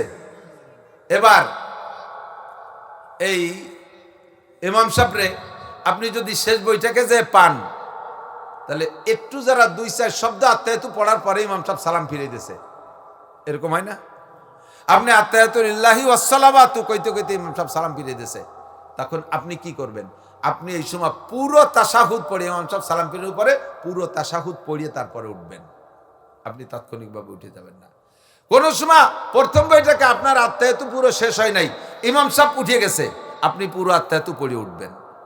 শেষ বইটাকে আপনার দোয়া মাসুরা দুরূদ শরীফ পড়াই নেই, ইমাম সাহেব সালাম ফিরিয়ে দিয়েছে, আপনি শেষটুক সবটুক পড়বেন না, সাথে সাথে সালাম ফিরিয়ে দেবেন। কারণ ইমামের অনুসরণ করা ওয়াজিব, আর যেটুক বাকি রয়েছে তাহলে সুন্নত। সুন্নত আদায় করতে যাই ওয়াজিব তরক করা যাবে না। কথা কি বোঝা গেছে? খেয়াল রাখবেন। মা বোনরা নামাজের ওয়াজিবগুলো শিখবেন। নামাজের ওয়াজিব একটা ফরজ মহিলাদেরকে ছুটে যায়, খুব ইম্পর্টেন্ট একটা ফরজ ছুটে যায়, সেটা হলো গরমকালে হয়তো বেশিরভাগ এরকম ঘটনা বেশি ঘটে। নামাজে দাঁড়াইছে ফ্যানের তলে, ফ্যানের বাতাসে ঘুরতে ঘুরতে ঘুরতে ঘুরতে গাছতে মাথাতে কাপড় ফেলাই দিছে। মাথার চুল লম্বা একাত চুলের আধা হাত হলো অর্ধেক, অঙ্গের অর্ধেক। যদি আধা হাতের থেকে 1 ইঞ্চি হাফ ইঞ্চি বেশি পরিমাণ কাপড়ের বাইরে বেরোয় যায় নামাজের মধ্যে, আর বেরোইয়ে যদি কাপড়ের বাইরে যায় যদি সুবহান রাব্বিল আযীম সুবহান রাব্বিল আযীম সুবহান রাব্বিল আযীম একটু টাইম যদি কাপড়ের বাইরে খোলা থাকে তাহলে নামাজ বাতিল। পুরুষের নামাজের ভিতরে শুধু চুল বলছি, তেমনি হাত কেন পর্যন্ত যদি নামাজের বাইরে বেরোয় যায়, কাপড়ের বাইরে বেরোয় যায় নামাজের মধ্যে, তাহলে 3 তসবিহ পরিমাণ কাপড়ের বাইরে থাকলে নামাজ বাতিল। মহিলা আত্মীয়তি বসছে, 2 বছরের বাচ্চা একটা বাইরে ছিল, সে আইসিয়া নিঃশ্বাস যাচ্ছে, মার্গার কাপড় টান দিয়ে সরাইয়ে দুধ খা শুরু হয়ে দিতেছে, নামাজ বাতিল। আপনি হাঁটু চিবিয়ে ধরলে কাজ হবে না। পুরুষরা আছে আমার যুবক ভাইরা, বিশেষ করে যারা জিন্সের প্যান্ট পরে, গেঞ্জি দিয়ে প্যান্ট দিয়ে সমান সমান দাঁড়ানো থাকবি, নামাজে যে যখন রুকুতি যায় তখন টান খাইয়ে গেঞ্জিটা এদিক সরিয়ে আসে, প্যান্টটা ওইদিক সরিয়ে চলে যায়, ফাঁসাইতে দাঁতখানিক বার হয়ে যায়। হাসেন কে? এরকম ভাষা দেখছেন না আপনারা? 2-1টা প্রায় মসজিদে গেলে 2-1টা ভাষা এরকম দেখা যায়। এই পাশা বের করে এইভাবে নামাজ পড়লে নামাজ হবে না। ফরজ টাকা পুরুষের 70 টাকা ফরজ, নাভির উপরে এপাশ ওপাশ সবটুক হাঁটুর নিচে পর্যন্ত, এইটুক মূল ফরজ। পুরুষের গায়ে কাপড় না থাকলেও নামাজ হবে, মাথায় টুপি না থাকলেও নামাজ হবে, সুন্নত তরকের সাথে নামাজ হবে। কিন্তু নাভির উপরের থেকে হাঁটুর নিচ পর্যন্ত একেবারে এপাশ ওপাশ সব পাশের যে কোনো সাইডে থেকে 1 ইঞ্চি আধা ইঞ্চি পরিমাণ বেরোয় যদি 3 তসবিহ পরিমাণ টাইম খোলা থাকে নামাজের মধ্যে, নামাজ বাতিল হয়ে যাবে। মাজলিসু ফিকিন খায়রুম মিন ইবাদাতি 60 সানা। এর একটা মাসালা আপনাকে জানতে হবে, একটা মাসালার দাম 60 বছর নফল নামাজ ও রোজার চাইতে বেশি। ফাদলুল আলিমি আলাল আবিদি কাফাদলি আলা আদনাকুম। নবী পাক বলেন, জাননেওয়ালা আর না জাননেওয়ালার পার্থক্য কেমন? আমি আর আমার 100 লক্ষ সাহাবার ভিতরে সবচাইতে ছোট সাহাবার ভিতরে দূরত্ব যেমন, জাননেওয়ালা আর না জাননেওয়ালার মধ্যে এরকম দূরত্ব। কাজেই মাসালাগুলো আপনাকে শিখতে হবে, একদিনে সব শেখানো সম্ভব না। এর জন্য দাওয়াত ও তাবলীগের মেহনতে সময় লাগান, মসজিদের ইমাম সাহেবরে নিয়ে বসেন, প্রত্যেকের বাড়ি বাংলা বেশ তিজোর কিনে নেন। আহকামে জিন্দেগি হযরত মাওলানা হিমায়েত সাহেব দামাত বরকাতুল আলিয়ার লেখা আহকামে জিন্দেগি, এরপরে বাংলা বেশ তিজোর কিনে নিজে পড়েন, বাড়ির মেয়ে ছেলেদেরকে দিয়ে পড়ান। আসতেছে রমজান মাস, আসতেছে শবে বরাত, শবে বরাতে রাত্রে জেগে ইবাদত করবেন, দিনে রোজা রাখবেন। একটা রাত ইবাদত আর একটা রোজা, এ জায়গা রোজা 2টা না, রোজা হবে একটা। রাতের বেলা ইবাদত, দিনের বেলা রোজা। হালুয়া রুটি কোনো ইবাদত না, গোস্ত খাওয়া খাই কোনো ইবাদত না। আমাদের ওখানে রেডি হয়ে গেছে, দেখলাম গরু কয়টা কেনার জন্য মোছে তাও দিচ্ছে। এই গরু নিয়ে কাটাকাটি কামলা কামলি করতে করতে করতে করতে সবে বরাত শেষ, খাওয়া খাই পর্যন্ত শেষ। নামাজ কালামের কাছেই যাবে না, হালুয়া রুটি ইবাদত না। দান খয়রাত করবেন, মানুষকে দেবেন, আজকে দেন, কালকে রুটি বানায় দিয়ে দেন। ওই রাতটা হবে ইবাদত, দিনটা হবে রোজা। কতক্ষণ? সামনে আসতেছে রমজান মাস, রোজা রাখবেন তো? রমজান মাসে রোজা রাখবেন, রোজা ফরজ। ওমান শাহিদা মিনকুমুশ শাহরা ফালইয়াসুম। রমজান মাস পাইলে রোজা রাখবো, দান খয়রাত বেশি করবো রমজান মাসে।